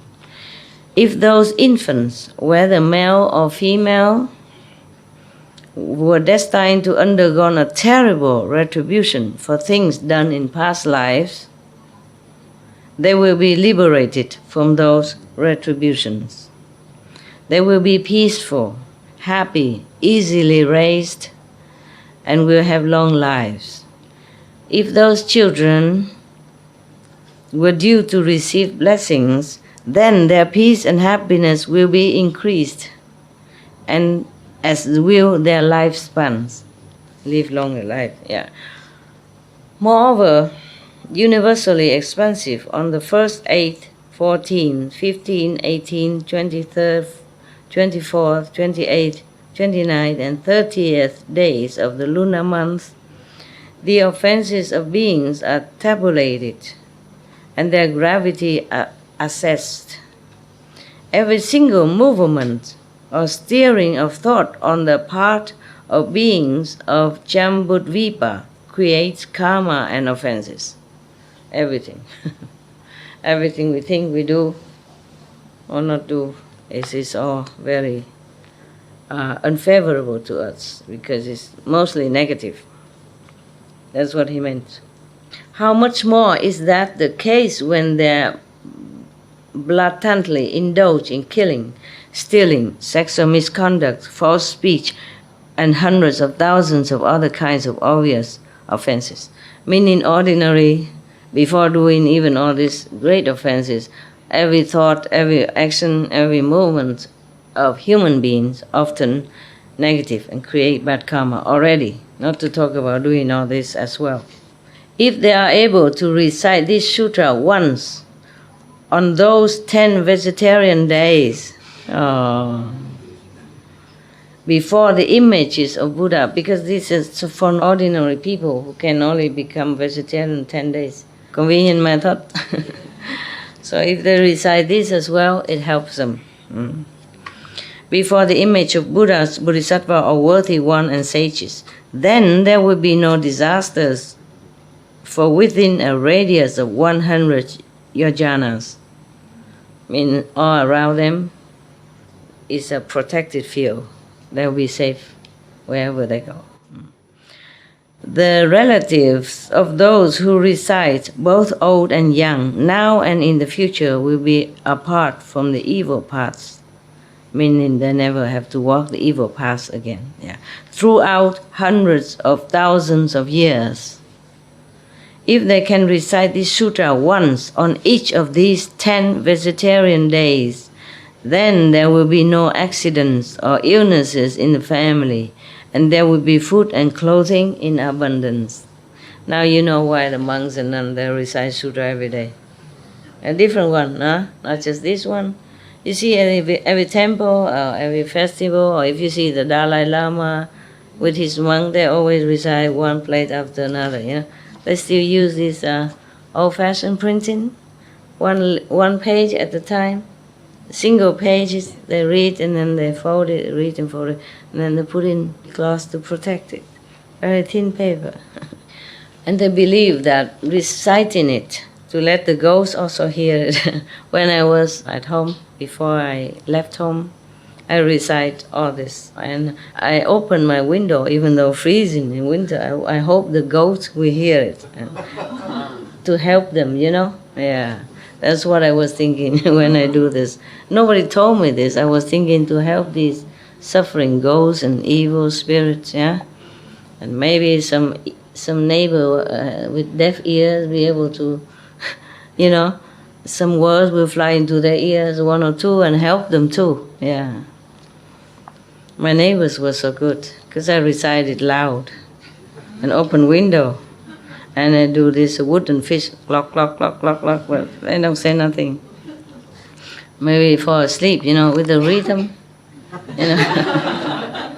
Okay, you recite, you have to say, Namo la ta na do la ye ye namo la ye, with the rhythm, and it's just too basic and always the same. Probably they fall asleep, that's why they don't complain. And they didn't complain at all. But now and then I put a gong, bong, that's probably the way to go. What is that, So I heard some door open and close, and then I namo, la da na do la ye again, then I probably sleep again. Moreover, there will be no accident or illnesses in the family if they recite, every day for these 10 vegetarian days. And there will be a lot of food and clothing, richness, So easy to be rich and sufficient. Why don't people do it? They don't have to follow me, they just recite this sutra. It's a long one. Every day they have to recite one sutra like this for 10 days. Then they have no illness and no short of food and clothing. Universally expansive, you should know of the beneficial deeds done by Earth-Store Bodhisattva as he makes use of his indescribably many billions of great, awesome spiritual powers. The beings of Jambudvipa have strong affinities with this Buddha. If they hear the Bodhisattva's name, see the Bodhisattva image, or hear but a few words even, a verse or a sentence of this sutra, so I was right. Open window, let the ghost hear, the neighbor just hear a little bit. It's not bad, it helps, Then they will enjoy particularly wonderful peace and happiness in this present life.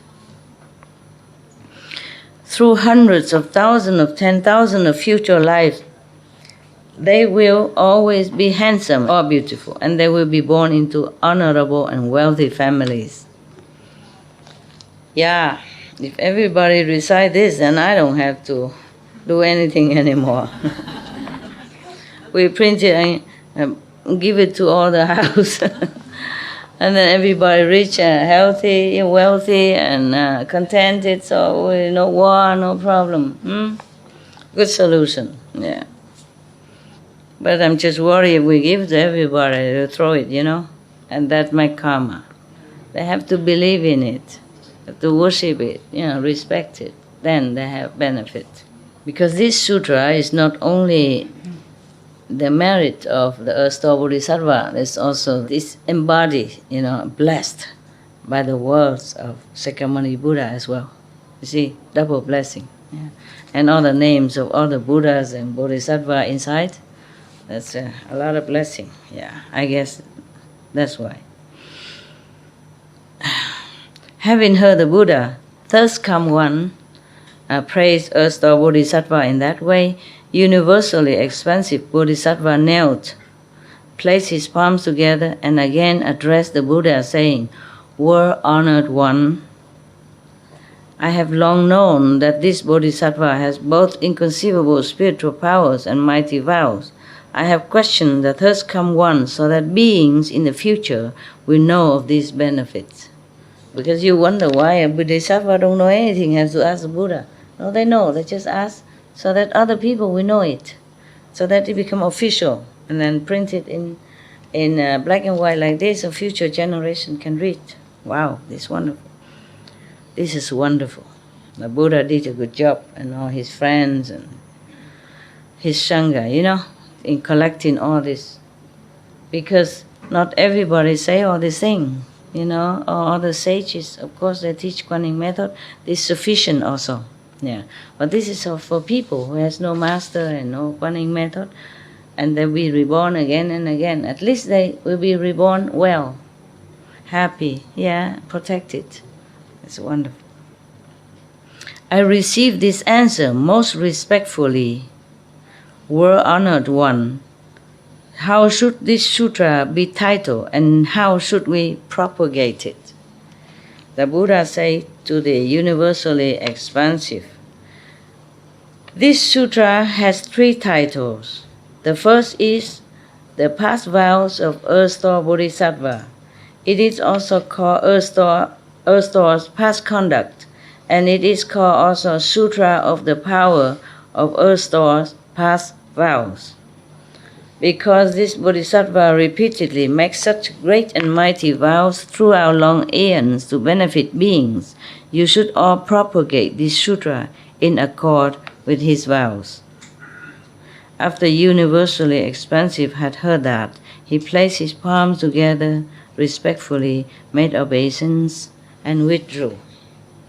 End of this chapter.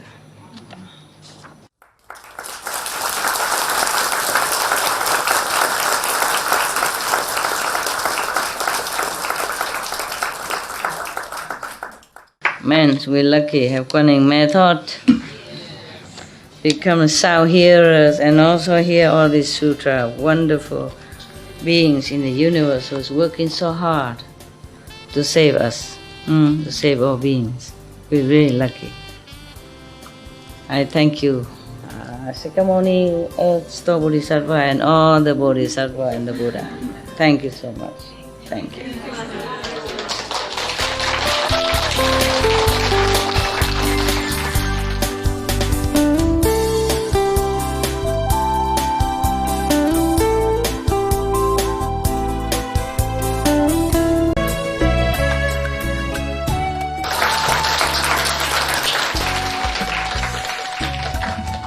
Okay, this is too big. Why they use such a big? Okay, they use just syrup paper, so it's a very big one. Okay, any question? Yeah. Oh God, so quick. Waiting so long, huh? What is it? What is so important? Master, I have a question about the last story that you read. Yes. The retribution and the hells. Yeah. I don't understand why the judgment is so severe and so long. Yeah. I know that, a mistake was made, but it was a bad mistake. It was a mistake in one lifetime. Why such a long and severe judgment? It doesn't seem like the karma that we have to face in this lifetime, like an eye for an eye or a life for a life. It doesn't seem fair. Why? Not fair.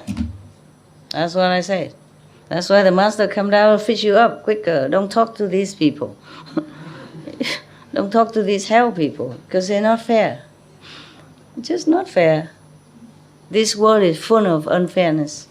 That's why you should get out. And then we talk in a better place where we can talk, in all fairness. Yeah? And no judgment. No unfair judgment. It's truly unfair. This is the world like that. It's a terrible world. Half hell world.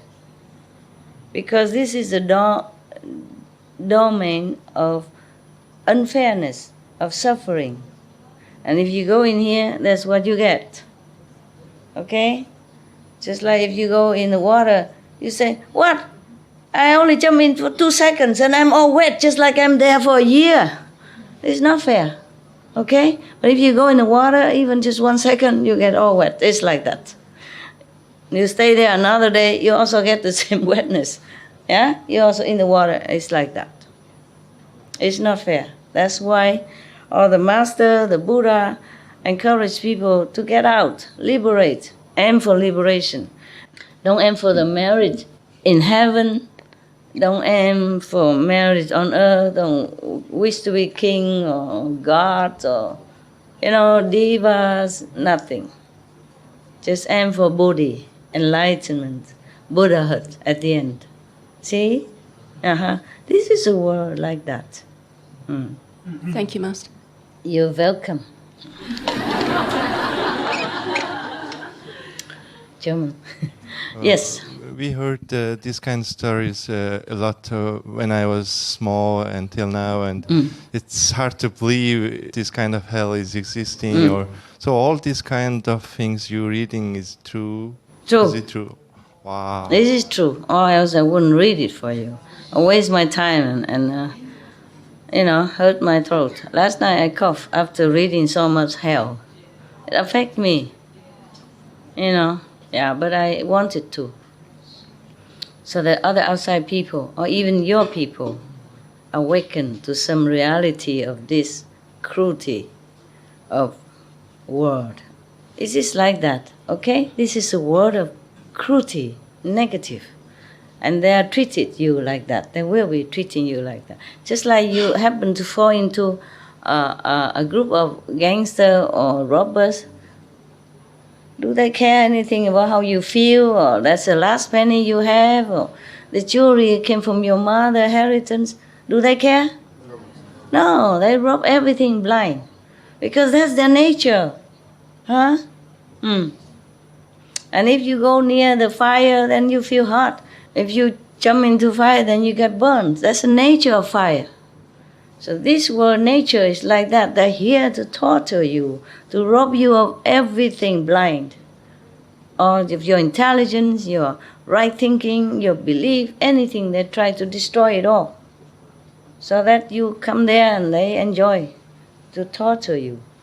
It's the nature of hell. It's the nature of the world. But it is because we are powerful. We are very powerful. Everything we think, everything we do, return to us fivefold.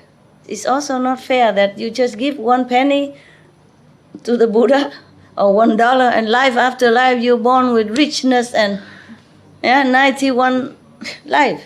Is it fair? No. It's not. But everything in this world is like that. You do a little bad thing, you get 1,000-fold punishment. You do a little good thing, you get 1,000,000-fold reward. Okay, so just do good thing then. Yeah. Fair or not fair, we cannot change it. This is the nature of this world. We cannot change the nature of fire. So we have to protect ourselves. Don't go near the fire or go there with protective. Okay? The nature of water is wet. Don't go near there. Don't jump in there. Or go with diver suits. Okay? And oxygen mask so you don't drown. Don't trust the water, just protect yourself. Don't trust the hell, don't trust this world, just protect yourself. Yeah, I'm teaching you the way to protect yourself 24 hours a day, because there's no other way you can protect yourself except return to goodness, yeah? Rely on the power of all the Buddhas and the past enlightened saints and sages. Their power is still protecting you, but you have to be on their side. Okay? That's it. It's very nice to hear it. These kind of things are true, because sometimes my friends or other people ask me what I should do if I have such sickness or something like that, and I haven't anything to say to them. So now at least I have something. You can read such sutra or something like that. Yeah, there are many other sutra. Yeah, yes, it is true. It's true for ordinary people who has nowhere to take refuge. Buddha is not here, they don't find any master, they don't know any other things. So these are past sutras are good for them, to some extent. But the merit is just for heaven and earth merit. You see? The path of liberation is with the Kuan Yin method. Gone forever. Don't care about married or not married, we're going to heaven and we don't come back. We can if we want to, but by choice. It's different than being pushed down, Okay? So even being a God in heaven is also should not be desired by us. We just wish for liberation. Yeah, Buddhahood, liberation, ultimate. To be a God in heaven, even Brahman God, the highest of the third world, still go and bow down to Buddha, please teach me. Second God, third God, they all come down and bow to the Buddha, because their time will be gone, their time will be up. Then they will be going down like us again. Who knows, maybe one of you was a God in heaven before. Yeah, that's why when you come here, you still have this bearing, Or maybe you look nice, look beautiful, and still have some halo around. You still have this manner of God. But that's not enough. That's not it. Because you'll be reborn again and again. God knows where. When your merit runs out, you'll be born like a human, or even animals, and suffering, ignorance. And then it get worse if you don't have anyone to guide you, any master to teach you. Then you forget also and you do bad things too. Okay? Even the god Shakra, he does bad things. Came down and torture the innocent being like that, just to test him. Do you understand? That's not a good thing to do. It's violent. It's cruelty. God. One of the gods. So only to be in the Buddha's path, enlightenment path. And you cultivate compassion, love, as well as wisdom. To have wisdom alone, to have merit alone is nada. One day be gone. You have no heart, like chakra. No heart. The Buddha is already crawling on the floor, bleeding, dying, and weak and trembling. Still ask, how can you prove that you are sincere? My God. Understand? Yeah. No good. The Maya has a lot of power, almost like Buddha, but he has no compassion, no love. That's the difference. Okay? You tell them recite this if they don't follow me, but tell them also vegetarian diet. At least many days a month, as many as possible. That's not only good for the world, good for their health. Keep praying for health, reciting Buddha, and then eating poison. Then it's cancel out. Yeah? Maybe the Buddha give you health and goodness, and then you go and eat poison, drink, alcohol and stuff, smoking and drug, and then whatever the merit the Buddha give you is cancel out. It's zero. It become equal. Or then you have just a little bit, maybe merit left. Hi. Yeah, thank you very much, because I saw myself in your diary, I know where I'm from when I look back. Yeah. And I can't imagine that me and my husband are here. Thank you. You're welcome. Because you changed our life 360 degrees from the opposite direction. Oh, that's good to hear. So thank you very much. I don't know where to start, but my heart is full of love and joy for you. Thank you for pulling us. I'm very pleased. I'm very pleased for myself also to have such company like you. You know, it's not that we don't sin, it's just that we know and we stop. You see? Every saint has a past. Every sinner has a future. It's not that we haven't done anything wrong. Everybody may have done everything wrong, but at least we know, you know. It's just you've done wrong because you didn't know anything. You're surrounded by wrong people, by wrong action, by wrong society. You don't know what else, you see? But you are good inside. That's why when you see something good, you know it right away. Oh, this is the thing I want. Not this. I throw it out. That is a wise person. It's not like you never make mistake, then you are a wise person. It's not like that. Okay? But thank you for saying that. Where's your husband? Yeah, this one. How come both of your hair look the same? It looks similar hair. It's a fashion in family. I'm so pleased that you came. As much as you're happy to come here to see me, I'm as happy to see you, to receive you, and to know that you turn around. I'm really pleased. So happy. That's a reward for me. Yeah, it's truly, that makes me happy. Thank you anyway. Thank you also. Okay? Thank you. You don't just thank me, I thank you for coming. Yeah, for turning, for knowing where you want to go. Because in this world it's so confusing, you know, nobody teach no one anything. Mostly just negative influence. Yeah? If you're surrounded by smokers all the time, day in, day out, one day you also try one, you know, just pressure, you know. I said, just try one, it won't die. My God, don't be coward, try one. And then you try one, and then you try two, and another one, give you another three, and then you're hooked in cigarette, even though you never intended to smoke to begin with, yeah? Anything. These societies is just contaminating in disguise. Difficult to swim out of it. Difficult, very difficult. So anyone say that they have done wrong in the past, I never condemn them.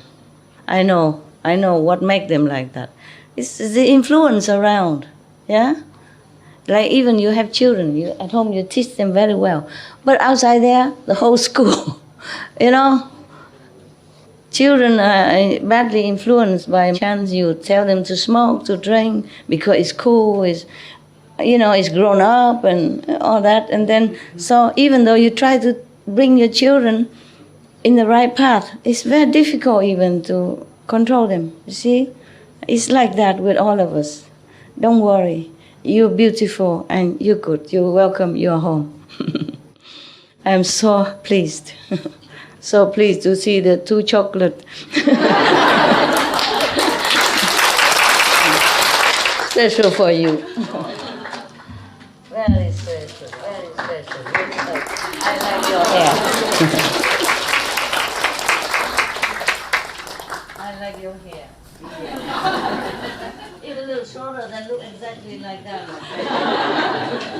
I love you, don't worry. I love you so much.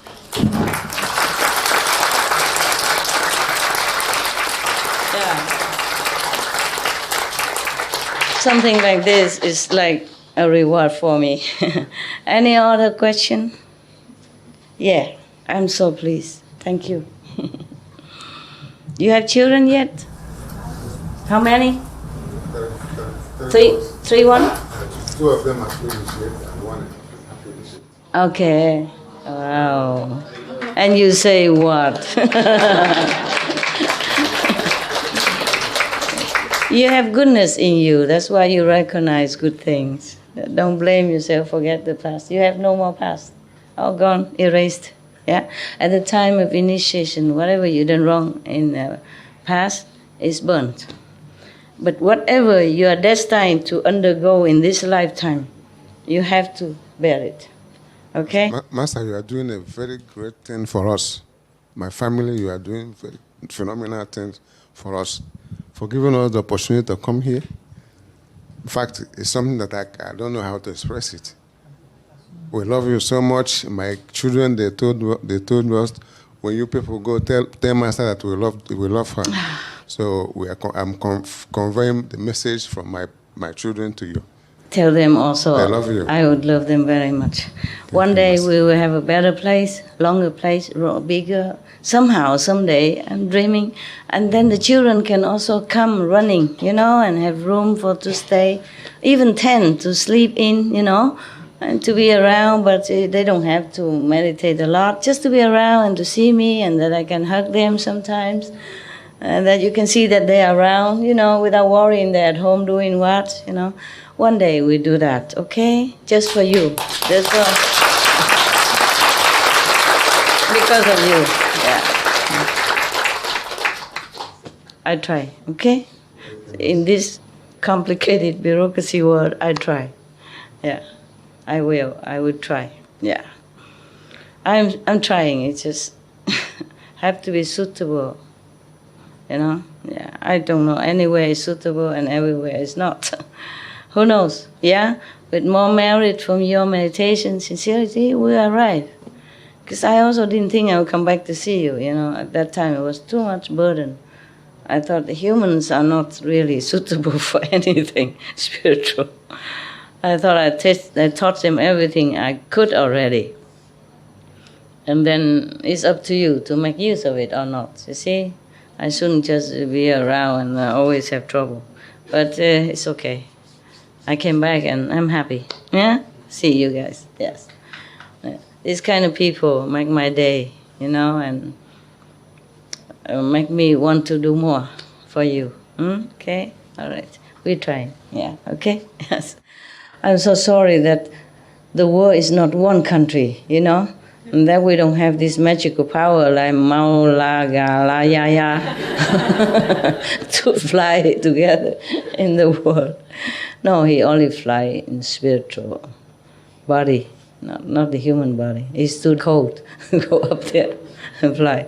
If they fly there, some people would have shot them already. Even in old time. Yeah? In broad daylight and fly like that. Huh? Then some people would die from heart attack. And some people might shoot them down, thinking strange bird or some ghost or something, huh? Yeah, that's why people are still waiting for Jesus to come. How does he come? Flying through from the sky? Yeah, they shot him down. They will before he could even open his mouth.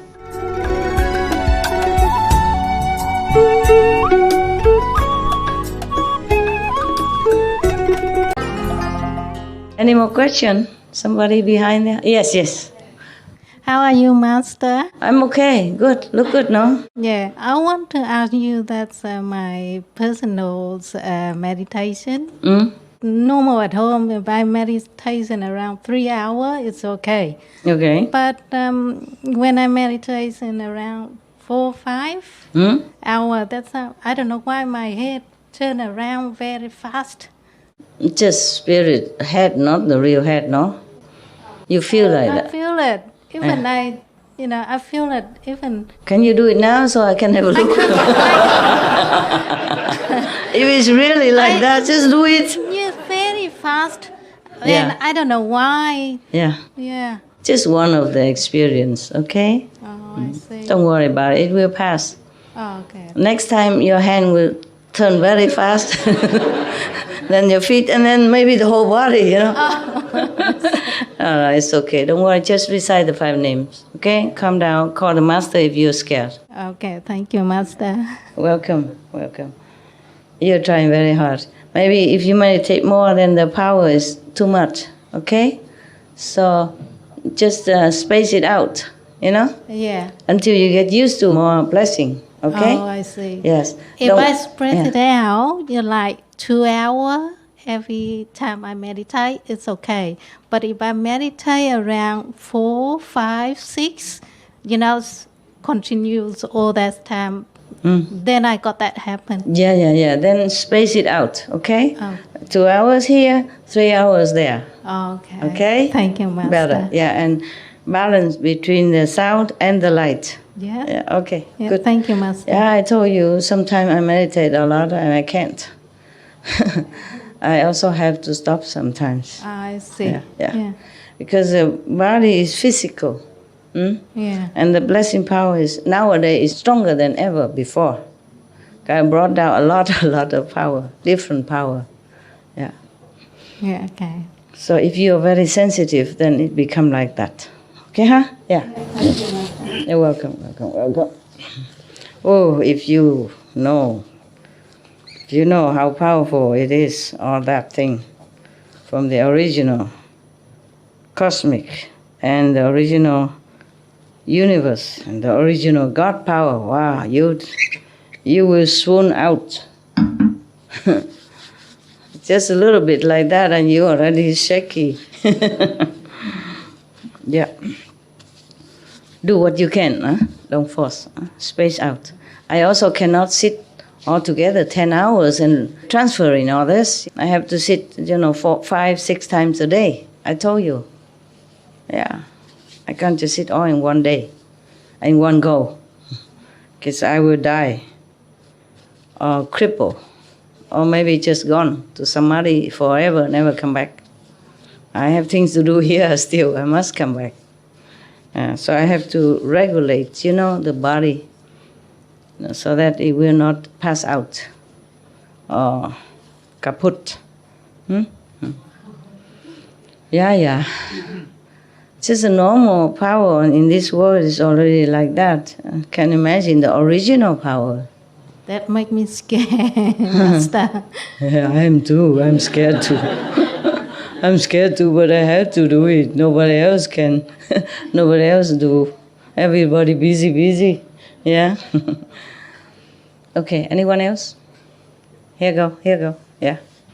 Okay. Master, I want to say one thing, that you are doing a whole lot of things for us, your children. So you have sacrificed a whole lot for us. I didn't say I So sacrificed. I don't think that it's okay for us to, although I know that through your divine grace I'm here with my wife and other disciples. You, our Master, you stand a whole lot for us in our life. You have sacrificed a whole lot of things for us. So even if we come here or we don't come here, you are still there for us. That's why I say a good example from South Africans people. They help the elderly. They don't let the elderly carry heavy things. In their presence, they will do it for them. Yeah. Then we do that also in our country. And yesterday I said the Philippine children are young already. They come home. They don't touch their feet. They just hold the hand of the elder, and put on their head. Also similar to India, that touch their parents' feet. Similar, but very, from childhood, a little one already, 4 or 5 years old already come home and do that. And I was very, very impressed in Philippines, and in India, of course. They do that. Well, thank you very much. Yes, you're Thank welcome. you, Master, for everything, on behalf of all the disciples. Thank you very much. You sacrifice everything. You go to the mountain, to the cave, when it is snow, when it is hot. You go out there, you liberated this world, you uplifted the world stage. Because of you, we are here today. It's good. If not pleased. because of your mercy and compassion, or the human race would have kaput. So thank you very much, Master. You're welcome. I love you. Thank you. You're welcome. You're welcome. Welcome. Very welcome. The thing is, if people are kind to a master or elderly, then they gain more merit. You can only teach them slowly. Nowadays the humans are very contaminated by all kind of views, all kind of things, material influence, as well as poisoned by the air around. The air we breathe, the water we drink, also influence people. and where they were born, where they live, also influence people a lot. What kind of business their family did behind. Yes. Hi, Master. Hi. Who are you? Tell me. Beloved Master, I want to say, I want to express my feeling for you. I want to say, and I'm so happy and I'm grateful, and I'm be honored to be your disciple in this life, and to practice quantum method every day with sincerity in my heart. You seem to be. Yes. And I am so happy and grateful for following your teaching under your love and protection, Master. And this day you read it as the Buddha's teaching, and we are so lucky people because we have a Master, and we can practice, and we are the Buddhas in the future. Yeah. We are the same. Maybe of the future. in this lifetime, who knows? Yes. Maybe, who knows? I try my best to follow your teaching and practice. Some have become already 5th level. I don't want to say, and then everybody come to him, and then ego come up, and then he go down again. In Sihu, there are several. It's so good, Master. Yeah. And thank you so much. Thank you so much, Master. Okay, you embarrass me. All of you, thank you. I feel shy. I really feel this. Yeah, I understand. Because in this life, I cannot imagine I find a Master and practice a quantum method. This is... lucky boy. Yeah, I'm very lucky. So thank you very much, Master. You're welcome. One more time. And I try my best to attain the sainthood and the Buddha. Yeah. Good luck. Yeah, really, Master. Yes, So, why not? Why? Gracias. De nada.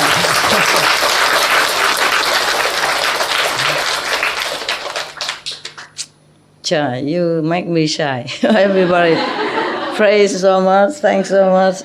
I didn't think so much. You don't think I'm shy, but I am, huh? I just brave, courageous face. In the beginning, when I first came out, I was even more reserved, more shy. But I just want to save beings, when you were younger, and then this is good, so you just go out, and you don't care. In the beginning, not too very beginning, but beginning of the beginning, and I was in America, one of the first time in America, and people asked me about sex, and I was so embarrassed to even mention that word. Understand? To even mention that word, I was so very, very shy. But what can I do? I just have to answer like a master. The American people, they're boom. They're straight, they don't reserve anything. Their language, very liberal, and it's not very bad or nothing offensive. It's just, even to mention that word, I was so embarrassed in the beginning, but now I can say that 1,000 times. You want to hear about it? But I'm still in some corner, I'm still shy, So that's why if I go out and give something to some people I know or not know, then I run quick. Normally, for example, a few weeks ago, I gave something to the family, maybe about 50,000, something like that. And originally, I wanted to stay there and stay with them for at least one more night. But after I gave already, I just pack and go. I just feel, I don't know how to describe this feeling. If I do something good, then I run quick, I don't know, I don't want them to come and thank me again and again and all kind of expression, it's just embarrassing. Yeah. So I booked the hotel, for 2 nights, but I stay only one, and next morning I left. I wanted to leave that night already, but one of your brother who drives me was very tired, so I don't want to have accident on the road. So next morning early we run. And he say, Master, but we 2 nights. He stay in another hotel. I book another hotel for him. And then I stay in another hotel with the dog, Normally I told him, okay, you sleep well and then you come here anytime and we go. In the middle of the night also, okay, you take a rest first. But then we sleep until 8 o'clock. And then it's okay too. It's good. And then we run, yeah. I'm very shy, really. In many ways I'm shy, but when it comes to fighting for others, then I'm all there. Fighting for me, no, cannot. Kind of shy, yeah. Another person behind there somewhere? Yes. There you go. Hi, Master. Hi. Hi. I have a story about miracles. Oh. And it all started when I became more and more positive in my life. Uh-huh. And the more positive I became, the more good things started happening. The more what? Good things. Yeah. That's true. You attract. Yes. Attract, yes. Yes, but it's so difficult to jump out of your negative cycle. Yeah. But you really have to make the effort. Yeah. So once I started being more aware of it, so good things started happening. So last Christmas at my company's Christmas party, I just won $2,000. You won to what, love? $2,000. You won? Yes. A competition, kind of? It was like a draw from my company. Oh. And it was like a travel certificate for $2,000. Okay. And I was like, I don't know where to go with that. So I just kept it. And this happened. And you use it. So I didn't have to spend anything actually to come here. Okay. And well, I couldn't come during the first week because I had to work. And we just arrived today, me and my brother-in-law. But the funny thing is that when we found out that we couldn't come anymore. No, you're still here? Yes, but we still went to the airport, but we said, okay, we might as well just travel to Europe since we bought the tickets. So we didn't bring anything. So in the plane, right before boarding, we found out we could come into the center. And we started panicking. We didn't have Tupperware. We didn't have anything. We didn't have blankets. And then we were worrying about camping chairs. We wanted to go buy camping chairs, but then when we got out of the bus, we just saw disciples, and we were like, "Oh my God, you have meditation chairs. Can you give them to us, or we can buy them?" So everything just worked out perfectly. We have very comfortable chairs. We have. They're going away and give it to you. Yes. Okay. we were thinking of going downtown, and we didn't know where the camping store was. You don't even know where. Yes. No. So. It's just to say that we're really grateful to be here. Yeah, it's good. And the more positive we are. Don't stop praising. I'm embarrassed everyone. It's just a funny story. It's good. Yeah. Very, very funny. Ha ha.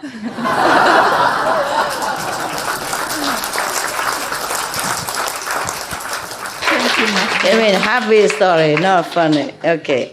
All right. Very good. Very good. You see, it's not. I just show you the way. You just have to walk. You see? That's why the more positive, the more meditation, the more your life change. So you have to thank also yourself. You have it in you. I just remind you that you have it. You have it. Don't go that way. Go this way. Then you meet it. You will see it. So just do it. Okay? Positive. Okay? Yeah. We cannot change anything that happened in life, but with positive outlook, at least we're happier. Yeah. You never know. Sometimes we are trampled upon, and then God will lift us up so high that we never imagine. So just accept everything that happened to us. That will be the best solution in life. Of course, we do what we can to avoid or to better the situation, but if we cannot, accept it with love and gratitude. You never know. God closed one door, opened the others. Many others. Like that. It happened all the time. So I don't worry that much. Yes. Here. Hello, Master. Hello. I just want to share some happy things from China. China? Yes. Where from China? Beijing. Beijing? Yes. Okay. Today I just saw one of your sister. Yeah. She's a singer. Is she a singer? Singer. 她是一个歌手嘛？您之前看的。I don't know if she sings. She didn't sing to me. Yes, she talked. I just shared that we hold an event named Lohas Market in Beijing. Yes, Lohas it means life. Yes, life of health and sustainability. Put together. Yes. Okay. So it becomes very popular in Beijing now, and many young people join us. And you know, at the beginning, because everything should be vegan and no cruelty. Yes, so at the beginning, many friends tell me that it should be difficult to you to hold this market like this. No animal, no cruelty. And so, what kind of products you can sell in the market?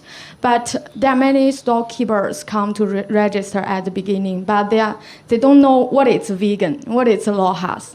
So that is a very good opportunity to tell them what is vegan. So I just want to tell you now what it's like.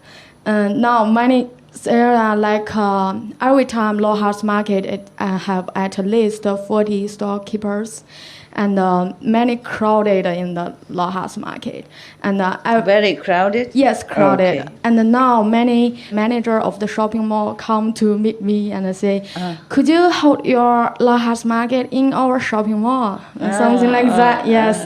At the beginning, I feel so shocked, but now it's really become very, very popular. And when the storekeeper come to register, they said, "Hello, my product has no egg, no milk, no meat, no silk, no leather. No." They all know what is vegan. Yeah. Yes, and now it's very good. It's a very good news that when we said all the things in our Lohas market is vegan, and the people feel curious about it, and they ask a lot of questions about it.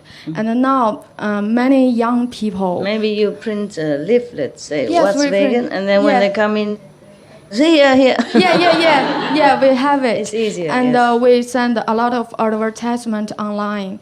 Yes, because online it many people can see it, and you know. The thing very touched. It's many people, especially young people, come to support us. Yes, and even some from another city just come to support our Lohas market. Very good. And so many charity organizations like PETA.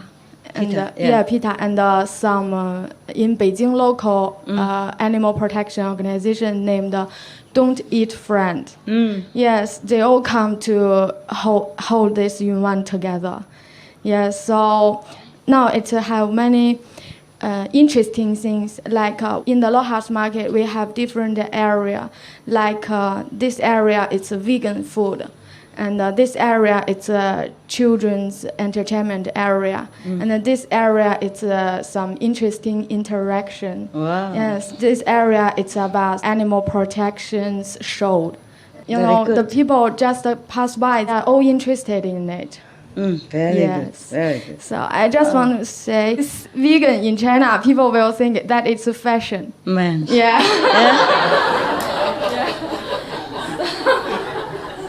And I say more about Lohas. I tell them what it's Lohas. Lohas should be vegan, something like that.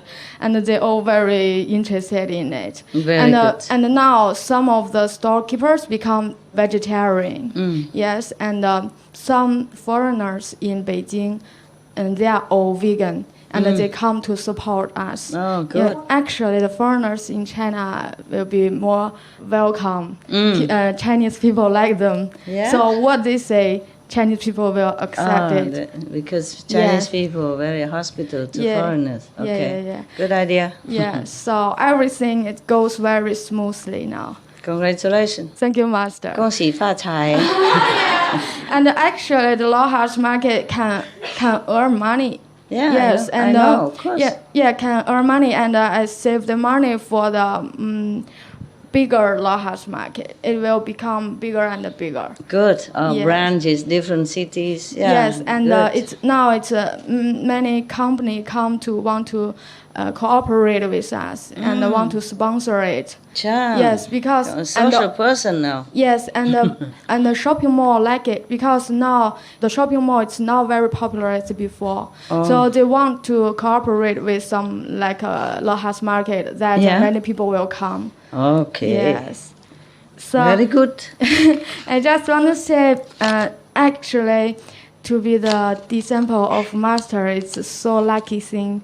And can I speak in Chinese? This okay. 就是我想说，其实作为师父的徒弟，在这个世界上做事情其实特别简单，因为我们只要按照师父说的去做，然后我们的想法就会变得特别高贵，就会与众不同。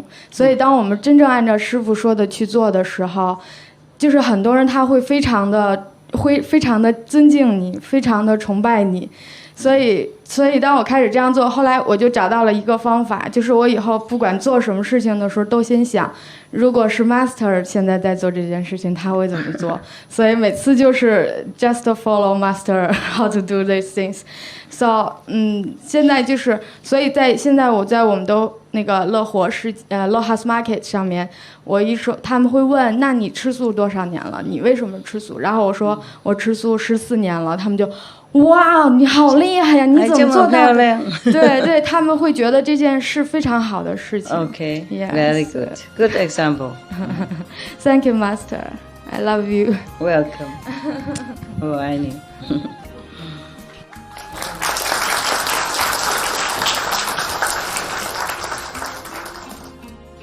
Yeah, you have to understand half Chinese, half English, then it's perfect.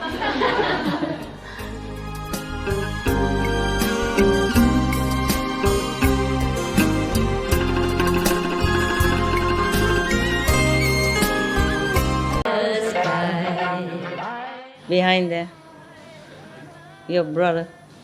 Greetings, Master. Evening. I think I've mustered up the courage to talk to God. God? It's Are you there? To you, Master.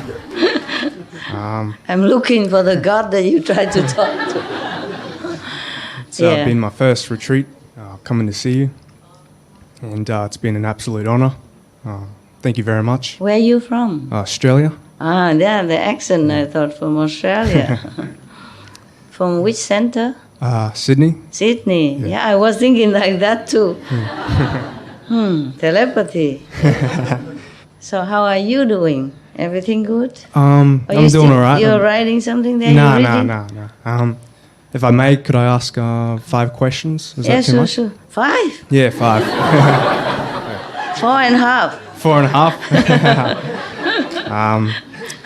The first question is, Master, how do you create that burning resolve for liberation?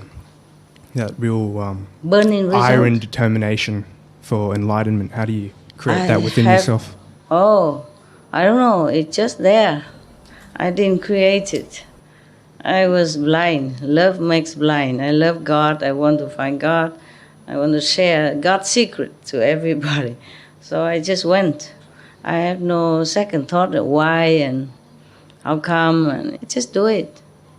It's just like if you're hungry, you just go to the kitchen. It's very simple for me. I never stop and thinking why I do this, why I do that. I just want to and I do. Yeah. How do I create that within myself, though? Oh, you did?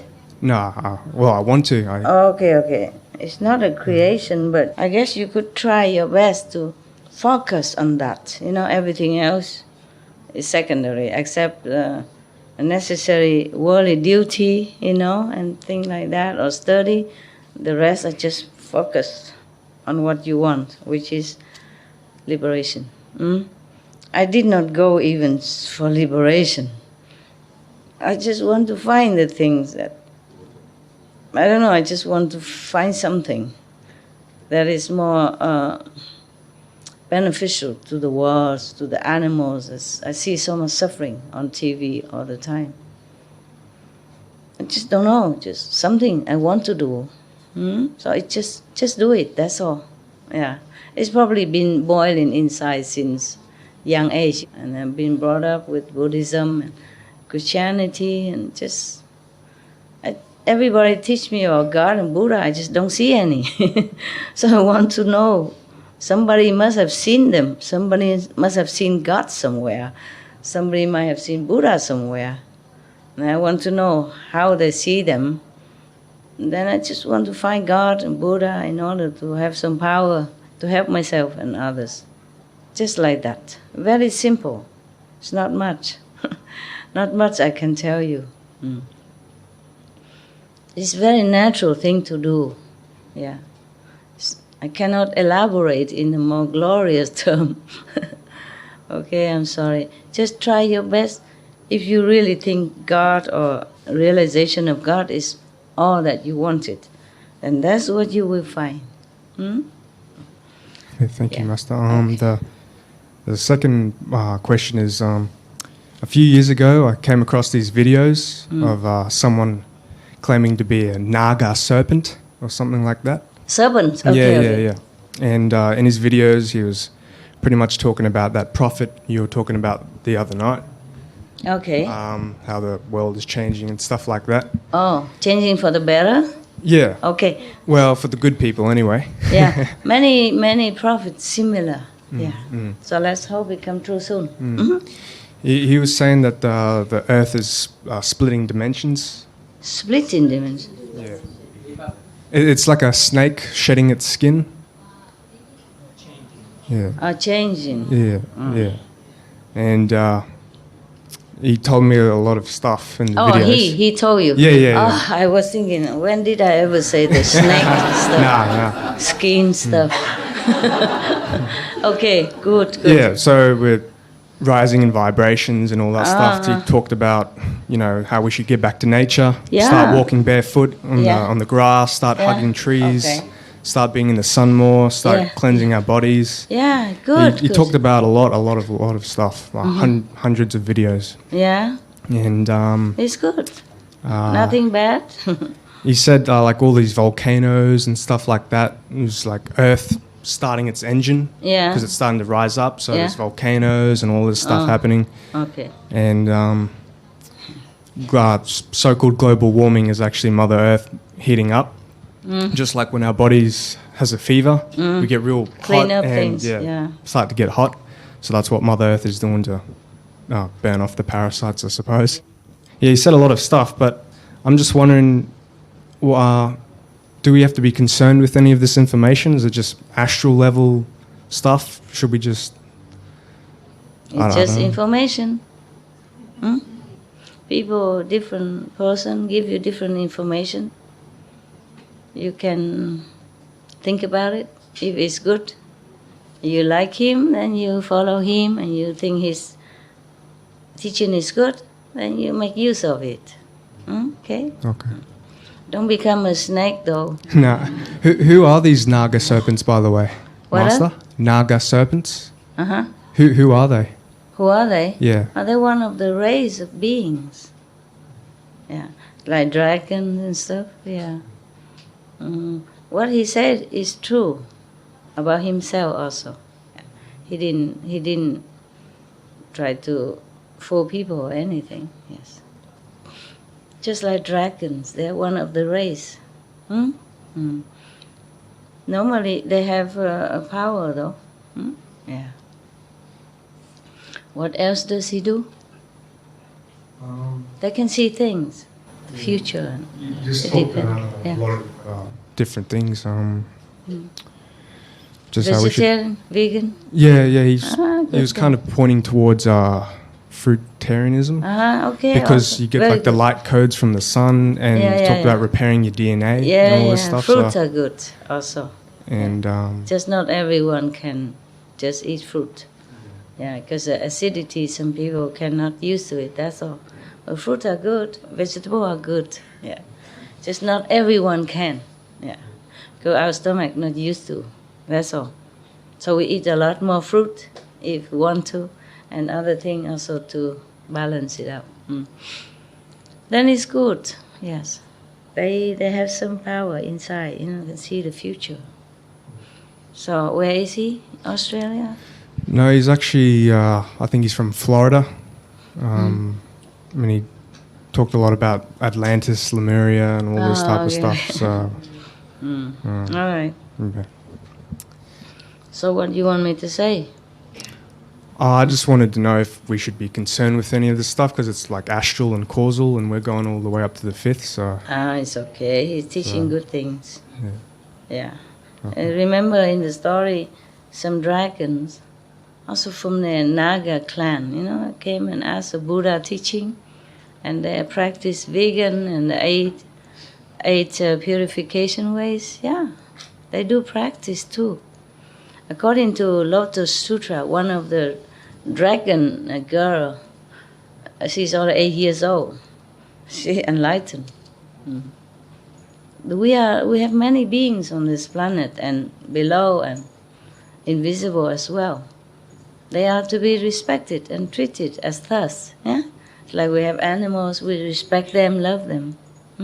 We have black skin, white skin, red skin, yellow skin, we respect them all. Just different species, okay? It doesn't mean that he's not enlightened. When he say he's from Naga race, then he is from Naga race. Yeah, he told the truth. Otherwise he would say to you, I'm from Buddha land, Yeah, I'm from Buddha race or the 5th level, whatever, Yeah, it's okay. Interesting. Any more question? The other one is when I'm at work, there's a lot of idle talk and stuff, and I'm just wondering, how do you, get along with everyone but not talk so much, I understand. without, You just creating listen. hostilities. You just listen. And now and then say, oh yeah.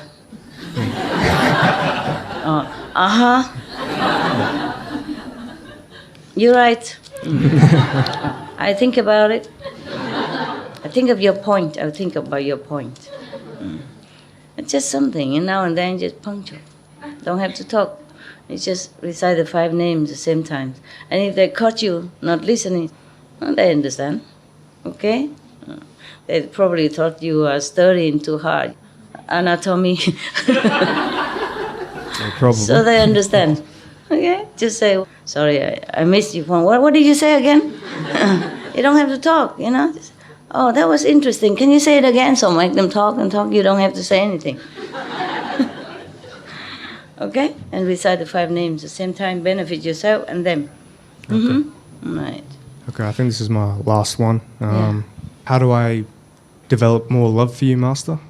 More love for me? Is it something just over time, or do I... Oh, if you love me more, I die. My God, you love me enough. Everybody love me just a little bit like that. I have a lot of love already. Don't worry. You are young, maybe you love me, but you don't even know is that love, okay? And some people, they also fall in love, they don't know fall in love, It's okay, take time. If you don't love me, but you don't hate me, then it's good for me already. You want to answer him? Yeah. That's your... There is a Sariputra next to you. Okay, I've been initiated since I was half initiated. I was a kid. So basically I started following Master because of my parents. So you have, this is not the same thing for you, but you have to be more grateful and be happy about your own life. And the more you are that way, the more you will appreciate Master and love her. That's my answer. That's my own experience. The more you're grateful and appreciate what you have, the more you will love Master. Okay? Manjushri? Thank you. Wisdom of the age. Thank you very much. That's all I have to say for now, Master. Thank you. It's okay. I just hope I answer you correctly, because it could be expounded more, but then I let you grow to it, If I chew everything, then just like sitting in front of television, you have no creative power. Think about it, okay? what is love anyway, Master? You don't have to love me. Don't force yourself. You know, you come here, you enjoy my presence and other people's presence. That's love already. If you don't love, you wouldn't have come. Yeah, you're young, you have other place to go. Many anatomies to do research on. You know, discotheque, you know, beach party, pajama party, you know, why you waste your time coming here? Because I've done that. Yeah, I know, but still, you know, a lot of people done that all their life, they never had enough. They continue all the time. That's their stuff, you see? But your stuff is here. That's why you don't want to. You're not interested. They don't draw you anymore. So you come here. That's love in action, okay? You don't have to always think, oh, do I love Master, do I not? I love her, I don't. You know? I love her not, I love her not. Don't worry about it. You just practice, enjoy. And whenever you have problem, you need me, you call on me, and then I help you. Then maybe love come from there, you know? Once you have some evidence of love from me, then you will start to have more love or deeper love, or you appreciate, okay? Don't worry if you don't love me. I love you 100%, so that's 50 for you, 50 for me. Yeah, 50-50. Don't worry about it. I don't expect anything. I don't always worry about whether anybody loves me or not. Okay, I do my job. We're giving you milk, and one day you grow up. Okay, yeah, just drink the milk that the mother gives, then you grow up. Don't have to ask all the time, do I grow up today, Mom, 1 millimeter or not? Don't worry. You are a very beautiful being, and I'm sure you have love for me, yeah. But who can say love or not love? You can't measure it, you know? If you like to be in my presence and enjoy my teaching, laugh with my joke, then okay, we have good relationship. Let's just say that, you know, good friendship. Everything else, love or not love, who knows? Some people say they love me, but when they come to the test, they fail miserably. I didn't even test them yet; they test themselves. You know? Yeah. So it's not just saying, you know, or thinking that you love someone. No need to think about it. Okay, huh? Anything else you want to ask is okay. I guess it's just all intellectual nonsense. Yeah, I know. This is correct. Correct. Thank you so much, Master. That's the best thing you have ever said. If you really understood that, then you're okay. Yeah, well, what to do if we sit here? We just have to talk nonsense sometimes, you know, to pass time, huh? Have an excuse to look at each other, you know, to laugh, and it's fun. Better than any beach party you ever had.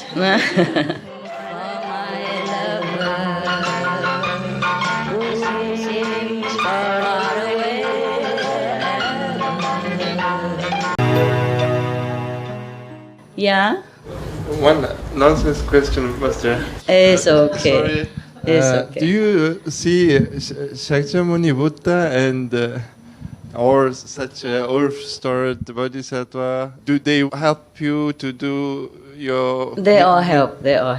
And Shakyamuni Buddha, does he look different he's in the 5th level, or... Oh, he's beautiful, not like the photo we make, not like the painting. Yeah. Beautiful, beautiful. Glorious, bright, like 10,000 sun. And his arms is emitting, all the fingers are light with different colors and blessing people and all beings all the time. No hair, just light coming out like hair was not hair. It's so big, so great. Wonderful. If he appear here right now, we have no room to sit. Beautiful, glorious, so majestic, so wholesome, so holy, so awesome, so, inspire you to want to bow to him and kiss his feet and in respect and gratitude and gladness, just to see like that, and you just want to swoon. Any more question? Yeah. I don't have any questions. I just want to share what I saw in my dream. Your dream? Yes. It happened actually maybe 5 years ago. 5 years ago? Yeah, and we were sitting in a great big hall. Maybe we meditated together, and suddenly come flying lots of snakes with lights, and you grab all of them, and you put in the trash. And one of snake, before you put in trash, you look at me and give me to put in the trash, and then I put it. And I didn't understand what does mean it. Maybe 2 years, 2 years I didn't understand. At that time, I've helped in center, meditation center, and 2, maybe 3 years later, I understand that when we help in our center, our brothers and sisters, and we think that when we work, master's work, and we think that we helping master, and then I understand it's not. This work is blessing from you. Yeah, and we helping us is a true master. Yeah, it's good that you know. Thank you.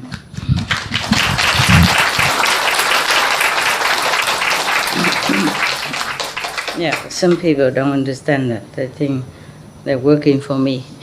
Yeah, so sometimes they don't like to. One of messengers once told me that even we loving people, we understand that we're loving, but actually it was the master, not we. Okay, it's complicated. I think it's okay. Okay. I know you understand. I know you know, and I understand. Yes. The world is very shallow compared to what we understand inside. It's okay. Thank you. Thank you, Master. For sharing. Thank you. And anything else? Yeah. Yes, Master. I always afraid of ego. Ego? Ego, yes. Always afraid. It happens to me very often. And I really want to wake up myself. It's ego. It's not, it makes you fall down. Be careful. And it's very, very difficult to know what is it. Am I have an ego or not?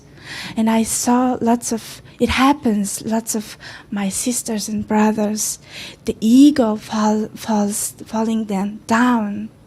It's very difficult. And I want to ask you, please, Master, again, how can we protect us from ego, please, Master? Maybe I go ask God. It's very difficult. Because this world contaminates you, okay? Everybody encourages you. You have to be big, you have to be better than everybody else, and then it's like a competition all the time. So you train yourself to have such a spirit, and it become ego. With practice and with the world's lessons, you will be better. Like the world will teach you how to be humble. And then you will know it. Otherwise, like if you work with someone, or if you work with the master, and then they scold you all the time, or they always point out your fault, then slowly your ego also come down. But the more ego come down, the spirit will come up. Yeah, too much garbage collected in here. It's not your fault. None of you has ever done anything wrong. It's not your fault. Even if I reprimand you for that, or telling you that is bad and all that, but still, it's not your fault. If you're not born in this world, you would have never done anything wrong like that. Nothing you could do in heaven that is wrong, okay? Also, before you're born here, sometimes you pick up some of the the wrong thing so that you can be born here. If you're perfect, you cannot. The master don't have to carry that to come down because the master come down here pick up garbage from everybody, so she didn't have to pick up any garbage to bring down with. Yeah, but for ordinary being, you must have something to come down. It's not unconditional. That's why I say being born in a human body is very difficult. It's a very rare chance to be a human. And even then, they make you pick up some garbage to bring it down. So that you have to train to struggle. And that's what we call ego. It's not your fault to begin with. Yeah, and try to ignore it, you know. When you know if it's your ego rise its head up, then you ignore it. You say, no, that's not right. Then you change for what you think is right, okay? And swallow your pride. If you know you're wrong, just apologize. If you know it's not the correct way, then try to do the correct one again, okay? Always try, vigilant. That's all we can do. Because the ego is born with us so that we make trouble, so that we go into the wrong way, so that, you know, we mess up our life. That's the purpose. Delusion, ego. Okay? Don't worry about it. Everybody has it. Ask him, do you have any ego? Mucho ego. I have master. Yeah. Yes, you don't just have ego and mistake. You see, you have also good things which you have the 5 precepts, you eat vegetarian, you meditate. Maybe ego is just one little part, okay? And try to subdue it or ignore it. It's a difficult question, difficult to do this.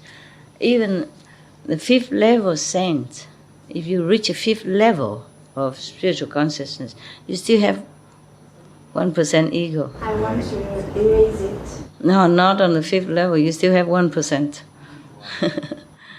When you go much higher, you know, like border the 6th level, then maybe you have no more. That's why you stay in the 5th level downward. Because human beings, they carry things with them. Even the 5th level, you still have 1% ego. That's a lot. Yeah, 1% is a lot. Yeah, why? Because 0% is better. But this level is such a honor. Yeah, you will go there sooner or later. Sure, Master, sure. Very good. Yes, you believe that. Understand? It's good. Yeah, he believes it, and because he knows. Just like many things you believe is true. You can't explain it, but you know it is.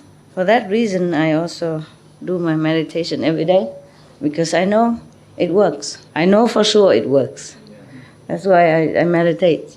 When I meditate and I see this and that, or I do things for the world, I know it works. I know 100% it works. Just nobody see it.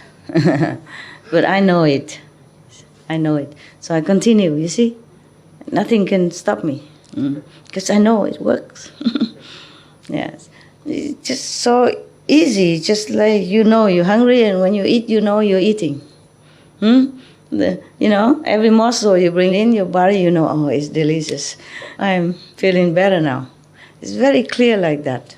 Yeah. So because you're still hungry and you know it's working for your body and you like it, so nobody can stop you from eating that. Okay, very easy, very clear. Okay. Anything else? Master, some of what I believe is very crazy. Very crazy? What is it then? Tell me. No. Now you tell me and then you don't tell, and then everybody get anxious. Tell us. What is it? I always believe that I can erase that ego. Yes. Like until not present. Sure can. It's crazy. But yes, we can. Yeah. Okay. No.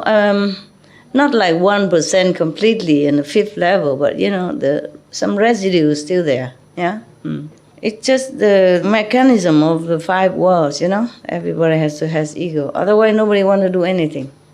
If you don't have ego, you will not want to go to work, you not want to earn money, you not want to look good, you not bother to wear this clothes better than the other one, thing like that, okay? It's just a driving motion, driving force, so that we continue to live in this life. If you don't have the ego, you don't even want to live anymore. Not because you're depressed, not because you don't feel good about life, it's just driving force. You have no motive. Okay? Yeah. You don't want to compete in sport, you don't want to know more about wisdom, you don't want to do anything. It's a driving motor for our life. Okay? So keep it until 5th level. And then over there, you don't need it, you can also discard. You know? After you reach it, you can do with ego or not ego. Can keep it or not. Okay? Right now, still need. Yeah. Like the engine of the car is noisy and is oily, and if you touch it, but you need it. Huh? When you drive the car, you need it. Okay? Yeah. Right. Anything else? Good. Erase your ego, huh? Yeah. I know everything is not real, that's for sure. I really know that. Not just talking, but I really knew it. I know it now. I know it. You know, I don't know just now, but I mean already known. But still, you are in front of me. And your love is real to me. Understand? In this situation, your love is real. Your presence is real. Your improvement of practice is real. Your yearning for liberation is all real. Okay? But I know it's not real, but still, because of you, it's all real. Okay? It's like, okay, the children, sometimes they're just having a small little bicycle and run around and so happy and so proud of this little bicycle for 2, 3, 5 years old kid. You know it's just a toy. But for him, it's the world. And because of that, for you, it's also because of his happiness with the bicycle, with motorcycle or bicycle. And it's real. If you yourself, you know it's just a toy, you wouldn't go and buy it for yourself. You know that for sure. Just like I know everything is not real. But still, for the kid, it's all he has. It's his dream come true. Birthday present. Yeah, very proud every day doing that. So you wouldn't come and scold him. Say, it's just a toy. Don't be silly. Throw it out. Cut it off. Detach. Huh? It's not real. It's not real bicycle. Grow up like me, and I buy you a real bicycle. Don't be silly. Throw it out. Understand? Yeah. Okay. This example is not real. It's not really the good one, but you understood, huh? Okay. Any more question? Oh, talking. If anyone need to go, please go, huh? Go for me also, otherwise I sit until I cannot and I must run. Yeah. I just want to share something because you're talking about real and children. Before coming here, my son asked me, why do I need to go? You see Master on TV, you're going to go see her on TV too. I said, no, I'm going to see Master in person. He said, really? Live in person? That's cool. So that's it. I just wanted to share that because you're talking about real and children. Yeah? So, am I cool or you cool? No. It's cool that I get to see you in person. Why? You saw me many times. Because all he's seen of you is on TV, SMTV, and videos. Okay. So. One day we will have a place, like Sihu, for example. Even family member, non-initiate can also come every Sunday, No, mostly they bring them, children. Oh, when I'm in Sihu, then you probably won't see me. You probably sit there, I don't know where. Oh, are you there somewhere? It's too big, a lot of people. And they can bring children, husband, wives, friends, But mostly because only Taiwanese people, so they come only Sunday and then go back. But if I was there for any reason, then you can come and also stay, like here. Let's be more free. Yeah. You can bring your children also. And we don't have much facility, but we have enough bathroom, okay? And you can camp, that is the thing. You see, you can have a tent for your children. I cannot build for everybody, sorry, even then, even if I want to. That place is not buildable, yeah? And even if I build, how do I build, okay? One meditation hall for everybody, and then one for women, and one for your children, and another one is for a gay, and another one is for lesbian, and then between is for bisexual, what? Yeah, to be, correct. I build forever, nah? And then one for the handicapped, one for non-handicapped, one for the snoring loud people, and one for quiet, loving people. I've been working all my life just to build different, departments for different kind of people. Like some people become monks and nuns, and they ask them whether or not, what's gender. If they're not like a normal man or normal woman, then it's difficult to accept. Because where do I put them? One side for men already and one side for women already. Before I didn't have enough space in Sihu. In beginning I bought all this small place. I didn't have much money. Also, that's the only place they sell. Yeah? And then so we have to screen like that. Otherwise, 1/4 for men, 1/4 for women, and one for lesbian, one for gay, and then one for bisexual, and one for don't know what, don't know what kind of gender yet. testing. Just wait there and see. Then there'll be a lot of work, This is a problem. It's not about discrimination, but very difficult to live with human. You don't know. If you just build a tent area just for everybody, have fun, it's different. But for an ashram, it's responsibility and stuff. Why are you looking so sad, Mongoli? Are you sad? No. No. Okay.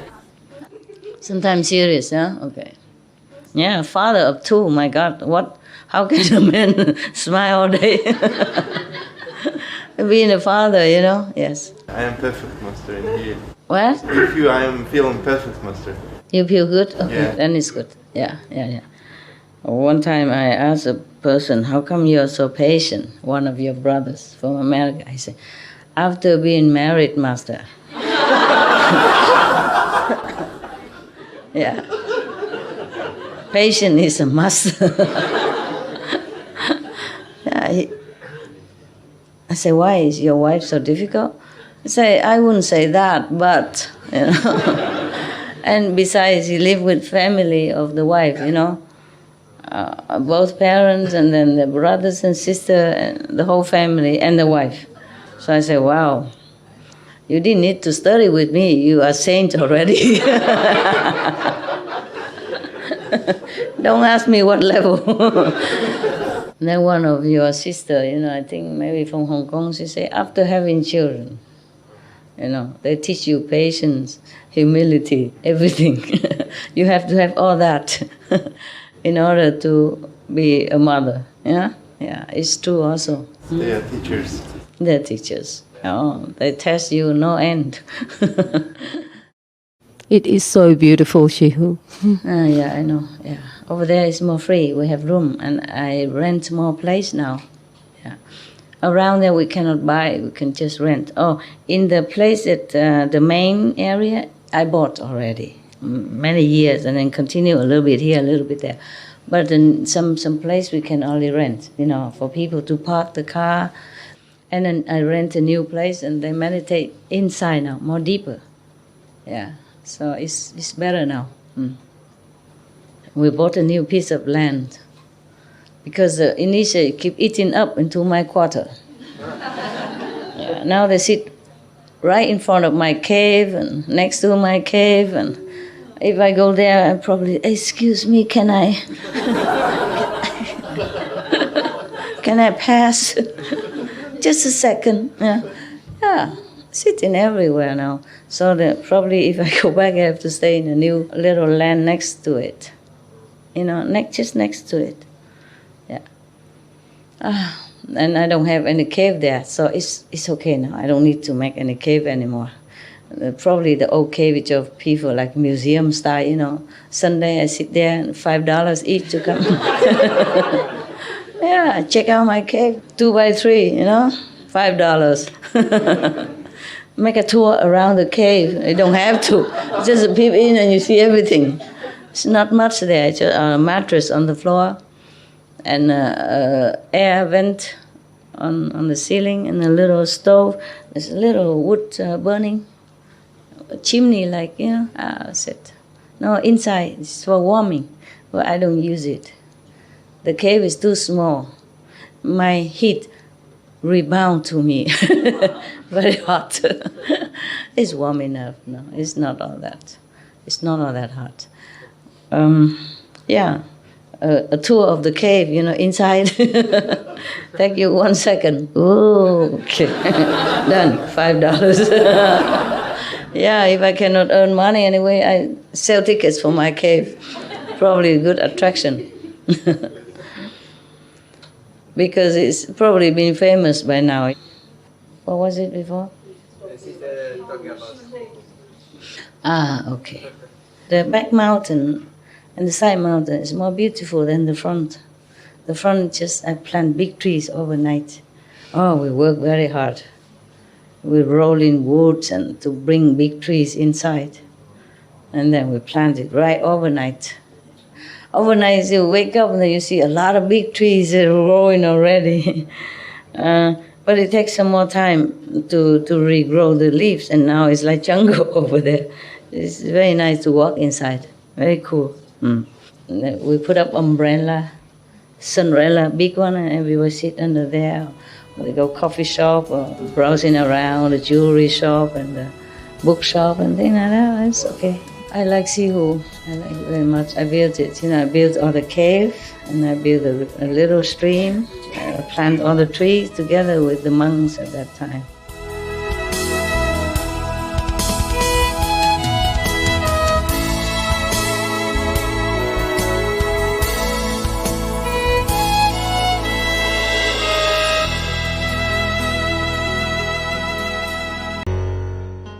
What was it before? Okay. The back mountain and the side mountain is more beautiful than the front. The front just, I plant big trees overnight. Oh, we work very hard. We roll in woods and to bring big trees inside. And then we plant it right overnight. Overnight you wake up and then you see a lot of big trees growing already. But it takes some more time to regrow the leaves, and now it's like jungle over there. It's very nice to walk inside. Very cool. We put up umbrella, sunrella, big one, and everyone sit under there. We go coffee shop or browsing around the jewelry shop and the bookshop and things like that. It's okay. I like Sihu. I like it very much. I built it. You know, I built all the cave and I built a little stream. I plant all the trees together with the monks at that time. Isn't it? Huh? In the old time? Oh yeah, you saw them? Yeah, Okay, it's good. Okay, it's good. And there's a little children play area. Before there were not many people, so the children can come there and they draw on the pigs. We make pigs and the animals, no paint. And then the children go and paint on it. Like a blue pig and pink horse and stuff like that. Yeah, but now it's a lot of people, so they eat up all the children quarter as well. They still can go play, but not like before. I built the water stream originally just for the children to play in, to splash around in summer day. And then the adult come and they discover that this is very good for some sickness and that and this, and they told each other. So the children not allowed to play in. Poor children. Just a little stream for the children. Later, I think I have a very prosperous future. I can sell the Nectar River water. I can give them a tour on my cave. I have 2 caves, one for resting and one for working. And then $5 each, then I live pretty. And maybe just $1 per gallon is enough. 10,000, then I cash it in. 10,000 every Sunday is good enough. Don't you think I can sit pretty? Yeah. Why worry? Go preaching to the deaf ears. Just go home, sell water and cave. But in the front is not all that beautiful. The back is very natural, beautiful caves. I was very proud when I built it, And once it's called Lotus Mountain. And it's for the female. In the beginning it's for the male, and then they change it back and forth. And then further back is a tying, Great Sound Mountain. There was not such a name. In the beginning I was there. First, we just stayed down there, in the tree grove. Yeah, that's all we had. In some little chicken house on the side, with some chicken walking around a little bit. And then later, because too many people keep coming and going, originally I bought it only for the monks and nuns and I. We never had a home before. We run around with a tent. In one small tent, 4 people sleep with the toes sticking out because it's a too small tent. And then we live on the rivers, on the side of mountain. We run around on the road with the 5th-hand car, which always like to sleep on the road, that car. He sleep all the time on the road. He doesn't want to move. And afterwards, we have more money. We do some handiwork. And then after that, we go to Shihu. Originally, we just stay down there. And then later, more and more people come in. And then I and the monks went to the bamboo grove. Originally, it was wild and uninhabited. So we pitched our tents there. At that time, not so many monks and nuns either. And then later, they eat that up too, keep eating up. Then I went a little bit further to the persimmon grove. There was a lot of bushes. It's so hard to cut. They grow all over. So I only pitch one tent. I want to be away from the monks and nuns. So I go there alone by myself. And I find a little clearance. I put my tent there. Cannot stay long. And I keep picking up more monks, more nuns, more people. Then I have to move. I don't remember where I moved. I moved all the way to the back. At that time, I had acquired new mountain. Then I moved all the way to the Great Sound Mountain because I went there to do retreat right on the top. And the sound was so great. That's why I named it Great Sound. And the Lotus Mountain because it looked like a lotus, Yeah, it's shaped like that. So we had like that. Okay? And then later on, more nuns, more monks, and have to have separate quarter, monks here and none there. And then they also eat up the Great Sound Mountain as well. So I have to move to the other side, a place that we can buy cheap. At that time it was very cheap. And I put up my tent there, just 10. Caves come much later. Yeah.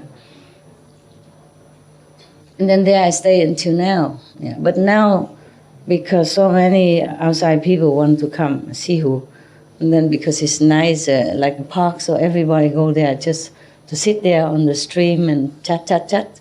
So the disciple cannot meditate down there anymore. Now they eat up all the way. I give already the bamboo grove and the persimmon grove and the international garden, all gone already, yeah. Only Tai In San, the Great Sound is still far back, so people don't go there. It's too far. Mostly the Hufa in the between. So then that's how it is. So, but now I'm not been home. It's a long time. They came up to front of my cave or beside my cave to meditate already. So if I go home, I just have to probably fly on top of them or do like Tarzan, like a string on the one tree to the next, and then zoop, and then land right in front of the cave door. Because more space than that, probably I don't have. Yeah? And now if I go back, I don't even have the space to land. Probably they sit inside my cave already. All around it already. So every time I have something, then I had to leave. I have also a house in Japan. When I said I live in many islands, did I mention Japan? No? I live in Japan too. I have a house there. A wood house, a wood cabin in the forest. It's a beautiful stream next to it. Which part of Japan? Now you ask me, I forgot something like Kuma. Yeah. It's in the forest though. Yeah, have a maybe 10 or something similar kind of wood cabin, wood log cabin. But afterward, also the disciple, now they all take over. They go there every Sunday to relax, from the city. And also I have house in Panama, but also disciple meditate there. Costa Rica, also disciple meditate there. But there's a big land. It's okay. I can have my own space. Okay. We wish you had a house in Australia as well. Australia? Yeah. You from Australia? It's such a big, vast land. And, Yeah, I know. But I don't know. Maybe the karma of that country is not. I don't know. Yes. At the moment, I just don't feel right connected. But maybe in the future, who knows? You should also go to Mongolia. Mongolia? I'm sure you say that, yes. I love Mongolian, believe me. I would want to go, I just don't know why I don't go. Mongolians are fantastic people, so artistic, so free, so accepted, so open. I like them very much. Some people think they're past king, Genghis Khan. I did something and they think that is Mongolian. That must be. I didn't know that. Consciously I didn't know this is kind of Mongolian tradition. I just did that and I firmly believe Genghis Khan. Yeah, she can. Genghis Khan was ruthless, wasn't he? No. No? Was he a very good ruler? No. Of course, during the, I'll say, reunification, there are some people hurt, individual or families and during conflict, but he wasn't intended to do that. He wasn't a bad guy. No, he wanted to unite all people, yeah. But, nothing lasts forever, yeah. Just a practical question that a couple of disciples from Melbourne were mentioning that they wanted to go to Shihu. They're elderly. They're getting old with knee problems and stuff, and they said it's difficult to walk up, and so they wanted to come instead. And so I was thinking it would be nice to have some kind of, little buggies or something that can take up the elderly people up the... Oh, yeah, I build stations of electric car and all that. Yeah. I'll be the president of Taiwan, then I do everything. So, huh? Shall I run for presidency in Taiwan? Yeah, you ask like I am everything. I'm just a spiritual teacher. Great master. You make me do many things else, which is good, but now I don't have that much time. I was younger, and enthusiastic. Right now I just let everything be. Yeah. Yeah, but because they all have houses anyway, so they just come for maybe 7 days, 14 days retreat maximum, or they come only Sunday. If I keep building forever, I have no time for practice, or teaching people, or reading your sutra and explaining things. Also, Taiwan is very small, not many building space available, and you have to have permit, and you can only build how much, and then you can see the growing so big, and I can never do enough, of course, yeah, but that's all I can. Such a blessed country it is, Taiwan. Yeah, maybe India is better, huh? Big land, right? People. Yeah, that would be good. People are very, very pure, huh? Mostly. The south of India is all mostly vegetarian. South is where? South, like I went to Kerala, and a lot of people. South of India, what? Where? Kerala. And the people are educated and Rajasthan. Yeah.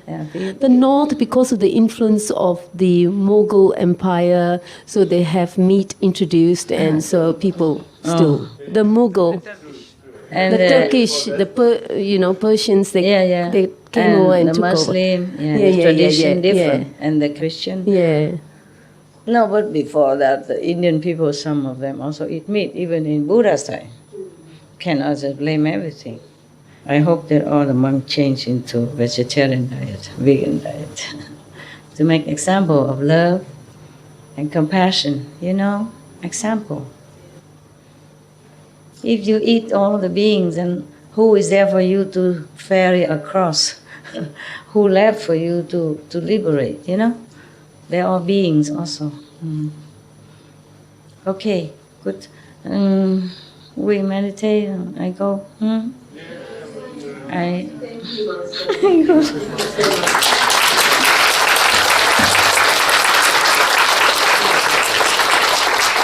Oh, this is a new one, huh? Oh, this is a new, huh? Okay, touchy-feely.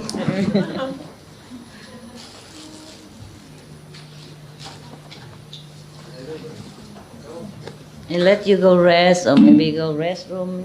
Oh, my leg don't be.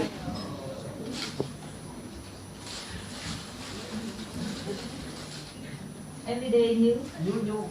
So every day you have something tonight, this time? Oh.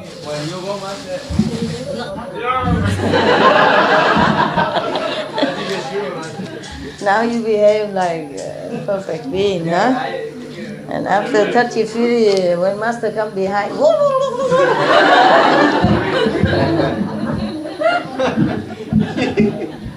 don't kill each other for blessed food.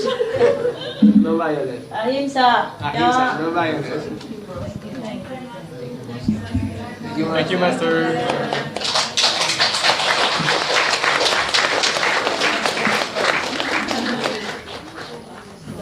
Can stand up, have a look. Any stand up, have a look.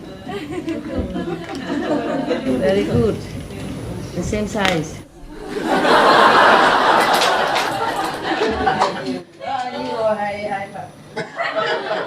How you wash this? Because it's so white. Can you wash quickly, easy? With the hands. Oh, with the hand? Yes. With the detergent. This is the soap and soap and with hand. Okay. Look at that. Monk and wearing what kind of beautiful girl here. You should wear Buddha statues. Okay, thank you. Special monk, huh? Most monks, they think they know everything. They should be the teacher. They would not be so humble coming and ask to learn from someone else. Especially the high-heeled lady like me. That's why I respect them a lot. The mango is good. Mango? And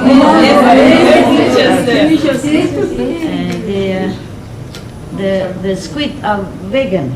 The squid in a packet is immediately open, eat, snack. It's vegan. It looks like fish, but it's not vegan. I put it in your table yesterday. Okay. Sorry, I don't have much here. Okay, whatever they give me, I share. Okay.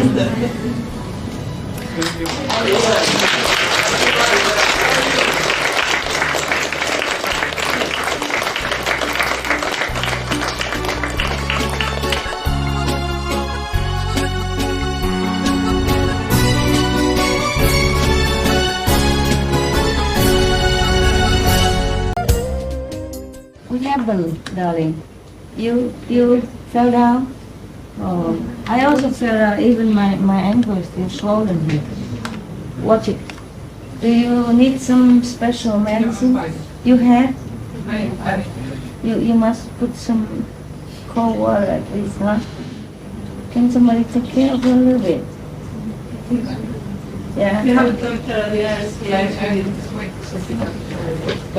You did? Okay. It's very difficult to sit here quietly or really have to have, trouble like that. It's not very complete. Someone take care of her if she can walk up and down. No problem. Help, okay? Sometimes it look okay now, but it's still maybe the balance. If not, she might fall down or something. Okay, huh? Yes. And you also take care of elderly women and men. Huh? Because sometimes it's difficult for them to walk around. If you see some elderly, maybe ask if they can help. Okay, if she needs help or something. Understand? Yes. Yesterday there was an elderly woman, elderly sister of yours. She went down to the toilet and I don't let her come in. She sat there and when I come out she cried. I don't know where that lady is. She's a Vietnamese. She's not here. Maybe downstairs. Anybody complain, please explain. Okay. Just be patient. Maybe you have more merit and I can find a better place, okay? Don't blame anyone, just ourselves. Collective calm, okay?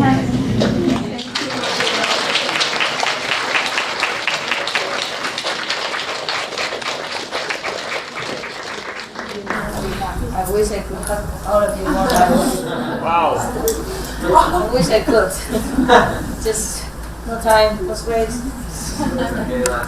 No energy. Hug me hard, okay? Don't make it more difficult for me to live, alright? My God, I could stay here forever. This is difficult. It's difficult for you to live. It's difficult for me also. You understand? Because I know your feeling. Your feeling is exactly like my feeling. Because I can see it. I can feel it. And it's very difficult for me. Understand? Yes. This is very difficult.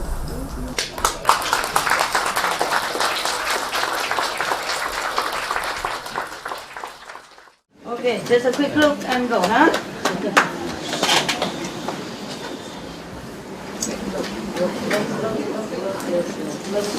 Look. Okay. Yeah. Mày thiên gì ăn rồi chua cho em mà. Vietnamese, bác hôm qua đó hả? Hồi nãy nói chuyện thì bác nghe không? Nhà bác ở đâu vậy?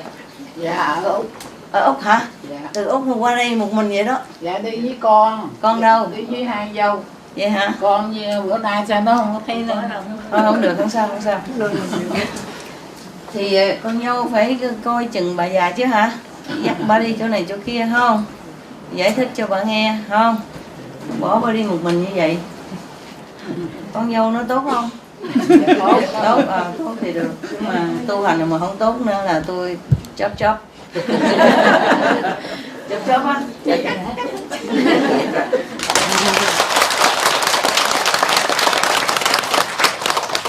Mà ít quá thì một người chia hai ba hả? Một người chia làm 2-3 miếng gì đó, ok ha? Tạm thời nha. Tại ít có người đi mua được quá mà mua nhiều quá tiệm nó không hết rồi. Mình ăn hết cả mấy tiệm rồi. Ok. Vietnamese? No. All Vietnamese?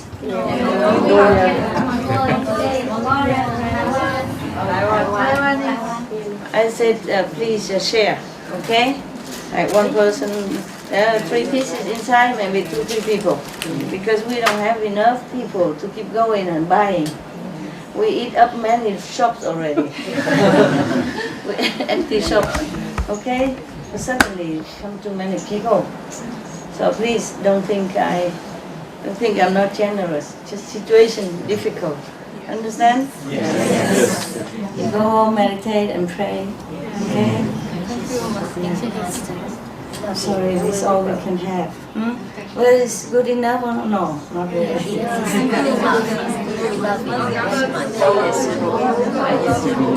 Don't worry, I'm sorry. Phụ khỏe mạnh bình an. Chúc sư phụ, con chúc sư phụ khỏe mạnh bình an. Sư phụ quá.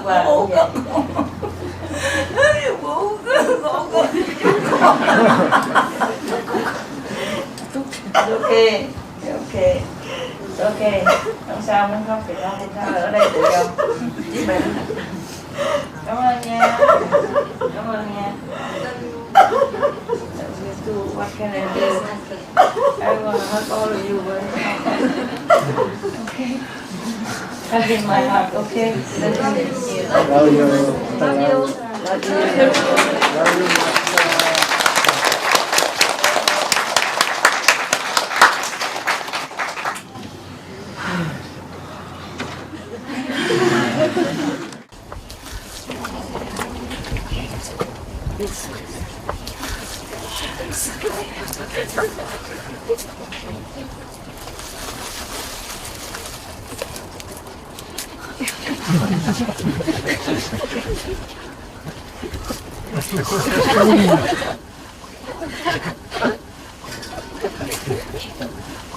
不够人手，不是没钱，就不够人去买。好，店里也被买光了，所以越来越少了。我们已经去好几个店逛逛了，你懂吗？地方小，我们人多，一下来很多啊，所以不够，大家分享一点，好不好？我不是吝啬哈，就是情况嘛，好不好？I love you.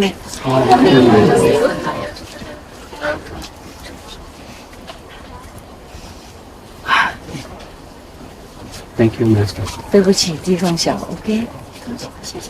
不过我觉得有时候地方小哦，比较集中啊。是啊，这样。是吗？是。对，就是麻烦，就是那个设备不够而已。也许以后有更好的地方。可以留久一点，懂吗？可以带小孩、先生、太太，以前的太太，后面先生，都给大家带来。OK， 目前 I am sorry。OK， 以后那些不能来这次的人，我先招待他们，跟他们讲。OK， 大陆也讲，台湾讲，越南讲啊。Mấy người mà mấy bữa nay lại không được đó, mai mốt lại thì sư phụ đón tiếp trước, ok?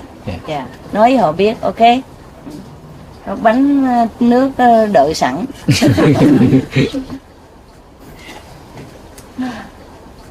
Love you. Yeah. Thank you.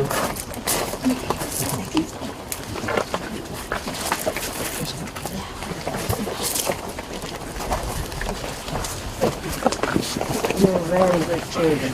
Thank you. 你们好的孩子，谢谢。对不起，我不想让你们走的，真的是这样。总有一天，我们有一个地方，大家聚在一起算了啊。也许了啊，也许。他们说了，那时候有什么那喜安山那个什么吗？你们知道吗？知道。你有没有？你是不是讲那个？ Korean. Wow.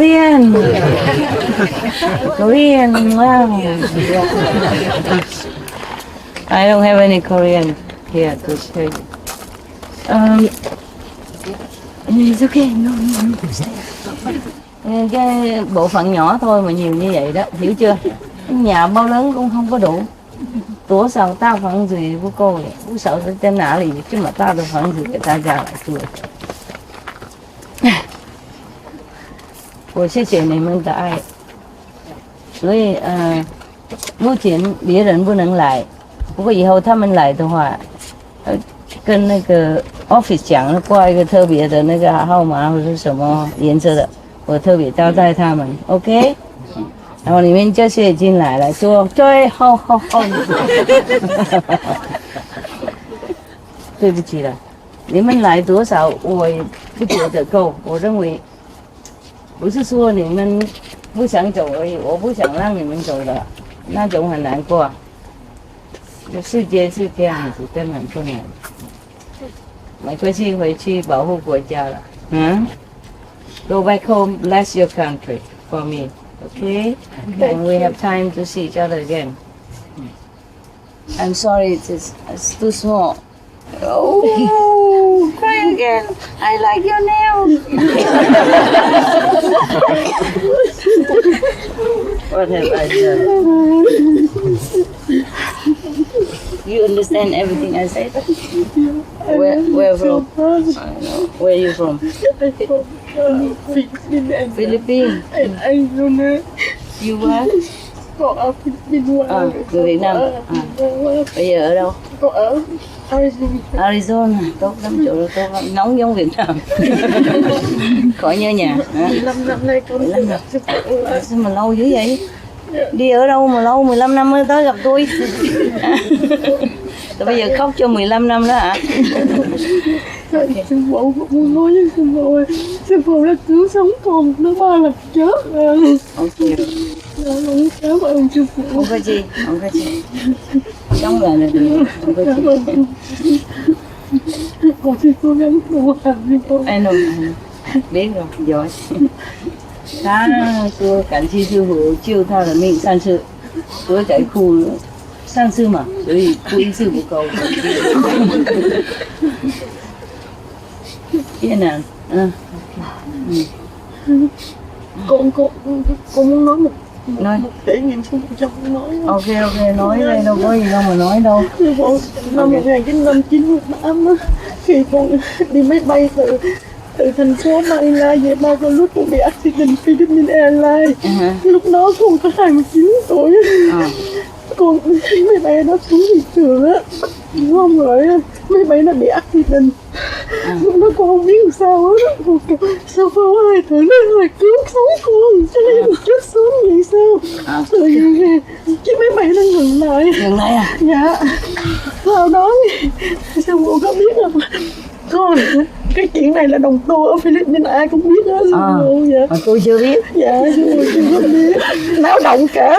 Náo động hết. CNN luôn dạ. Tin tới CNN cũng nói gì vậy? Dạ. Sau đó cái máy bay cái tự nhiên cái nó ngừng lại. Xong cái lúc đó con mua đồ chay, con đi tại con có buôn bán từ Manila về thành phố và con lút hàng sáng đi buôn bán á. Xong con mua đồ chay nhiều lắm, con bỏ trong trên cái bẩn á. Xong cái tự nhiên con kêu sư phụ ơi cứu con, chẳng nghĩ con chết sớm thì sao. Con kêu sư phụ trước thì thượng đế sao. Rồi sau đó cái máy bay nó ngừng lại, con bỏ con chạy, tự nhiên con ngồi sát cái cánh máy bay á. Cái tự nhiên cái cửa bung ra, nào không hay không. Xong rồi con với một số người, 1-2 người Philippines thôi, cái chạy ra khỏi cánh máy bay. Cái con cái đầu óc nó còn suý, con ơi vô lấy đồ chay ra lại. Xong sư phụ la con, sư phụ nói chết tới nơi mà còn quay về lại lấy đồ ăn nữa. Cái xong con quýnh quá, xong rồi sư phụ nói đúng cái chân con quýnh quá, cái từ cánh máy bay á con nhảy xuống luôn. Con nhảy xuống luôn, cái con xỉu hay nào không hay, hai đầu gối con. Lúc đó con may này giày cao, con nhảy xuống cái tự nhiên giống như một giấc mơ. Cái sư phụ cho con như là mơ, sư phụ cứu con thì con mở mắt ra lại tiên. Thì lúc đó con thấy mấy người lái xe á, họ chạy đang lái xe, họ chạy nó rắp lên relax, họ chở họ dìu con vô cái nhà hàng. Cái con mơ đâu nào cũng giống như con đang sư phụ đang cứu con vậy. Con tỉnh lại thì con nhìn chiếc máy bay á, con nhìn ra chiếc máy bay, con không tưởng tượng là con là cái người mà passenger từ chiếc máy bay ra. Tại vì sư phụ biết sao nó ghê gớm lắm, tại vì cái đầu nó bị mà cái cột điện đây là sư phụ đứng đây mà chiếc máy bay nó ngừng ngay đây là nó băng ba cái con suối luôn. Nếu mà cái chiếc máy bay nó rớt xuống con suối là chết hết luôn. Nhưng mà cái hành khách thì không chết, mà cái ba người trong nhà thì kẹt. Sư phụ cứu con, cứu cả hành đó hả? Mấy người pilot không có chết. Trong nhà là ai? Máy bay nó ủi lên nhà. Mấy người trong nhà thì chết, mà máy bay người không chết. Dạ, chết 3 người, còn hành khách thì không có chết, mà tại vì bị thương nhau thôi. Lăn kéo như đạp nhau để mà chạy ra khỏi chiếc máy bay á. Nhưng mà con hơn là con một trong hai đi trước chạy ra trước, cho nên con bị thương tích nhiều, chỉ bị trầy trụ cái đấy thôi. Rồi ông xã con vẫn đứng chờ con là phi trưởng chứng kiến luôn. Rồi sau người ta đưa con đi cấp cứu vào bệnh viện đó. Đó cho nên cũng không có sư phụ, mà nhiều còn 2 lần nữa là một lần thứ hai nữa là lúc đó năm 2000 sư phụ ở Philippines phía Pháp rồi. Xong rồi con mời mới đưa đồng tu cùng nhau đi qua Philippines, đi xuống cái bãi biển Boracay á, ngồi thiền mấy ngày mấy đêm nữa. Mà không biết làm sao trên chuyến đi á thì em có cái cô này là liên lạc viên nè cô, là sư phụ. Cái lúc đó ông xã cô ông cũng tu hành đi sư phụ mà ông bị rớt rồi. Cho nên vấn đề tu hành con cũng có nhiều cái khó khăn á, nó chướng ngại cho đời sống của con cũng biết làm sao nữa. Tới chừng đi đi thiền cho tới ngày thứ 4, ngày thứ 3 hả chị Nga? Ngày thứ 3, ngày thứ 4 á, chuẩn bị về thì con bị mấy bạn đồng tu á, cũng như là con có chịu xuống tắm không? Nhưng mà bạn kéo xuống, con kéo xuống. Cái nghiệp chướng của con nó vậy, xong cái chơi bướm si dắt kia chạy rồi buổi chiều thả thiền xong rồi sư phụ cũng như là đi xả stress á. Thì rồi lái cái con thì chở 2 người đồng tu, còn cô kia ở Việt Nam mới qua mà sư không có cho. Được không? Không có cho cái cô đó lái, tại cô đó cổ không có lái, yếu lắm. Mà cô lái sao cái con chạy xuống, cô chạy lên cái cô hít còn hai cái bung lên vậy nè, 2 người bung lên luôn. Dạ rồi, 2 cái xe bung. Dạ, xong rồi phải bị cấp cứu, con phải bị nó không có sư phụ là con cũng chết, người ta thấy giống như là đóng phim rồi. Thì khi con qua Mỹ nó sư phụ, khi con đi làm về bữa đó con đang đi về 7 giờ tối, con mở mắt sư phụ luôn xíu thì con ngờ đi nó chân xíu con nó bị bể bánh. Không á, con sợ quá mà sư phụ biết rồi, phi quay ở trường Mỹ nó rất là nguy hiểm, nếu mà mình dừng lại là bị đụng. Thì con quýnh quá, con gọi ông xã con làm sao xin bị bể bánh, anh lên anh ấy em, anh nói thôi em quay cái chỗ nào nó xin nó không có, em mua vô, anh chạy lên liền, mình lúc đó anh chuẩn bị đi làm đó. Xong cái con biết nó, con chưa biết ra sao mua thì một chiếc xe ở dưới nó không biết, nó chạy lên nó đụng, nó hít con rồi, nó hít con ra được, chiếc khác gì nó lên nó không thấy, nó hít con vô, nó văng gì nè vậy. Mà sư phụ biết không, con lúc đó con nói ơi sư phụ cứu con mà mấy con bữa ăn sư phụ. Xong rồi cái mẹ gì đi đâu cũng đụng cái chỗ này chỗ kia, chết hoài vậy. Con biết nghiệp chướng con nặng lắm, nên không có sư phụ là con quá xấu được nào. Rồi bà thấy con ở trong chiếc xe nó quay vậy nè, xong cái đầu nó quay ra ngoài đường á, xong cái mấy người lái xe xô chạy tới, họ bấm họ không ngờ cũng bấm được, cái họ kéo con ra. Người ta nói trời ơi, chiếc xe này mà không có trời cứu là chắc không sống nổi. Mà may sư phụ biết không, chiếc xe á nó hít ở ngoài sau, nát ở ngoài sau, mà ở đầu thì nó không sao, con ngồi đằng trước á sư phụ.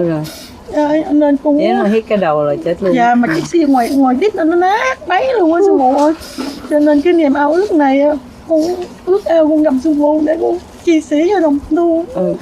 Con muốn nói cái trải nghiệm này của con cho đồng tu biết, là tại vì trong đời sống của con á, mặc dù 20 mấy năm qua con theo sư phụ con không có tu hành giỏi, nhưng mà sư phụ vẫn chăm sóc lo lắng cho con. Nhưng bữa nay ông xã con mới tu hành thì sư phụ trở lại cũng rất là mừng. Và con trai của con thì nó ăn chay trong bụng ăn ra luôn, cho nên bữa nay con được cơ hội con đi tới gặp sư phụ, cho nên con cảm thấy rất là hạnh phúc với sư phụ. Không biết sao thấy sư phụ là con cũng khóc à. Ok. Con xin cảm ơn sư phụ.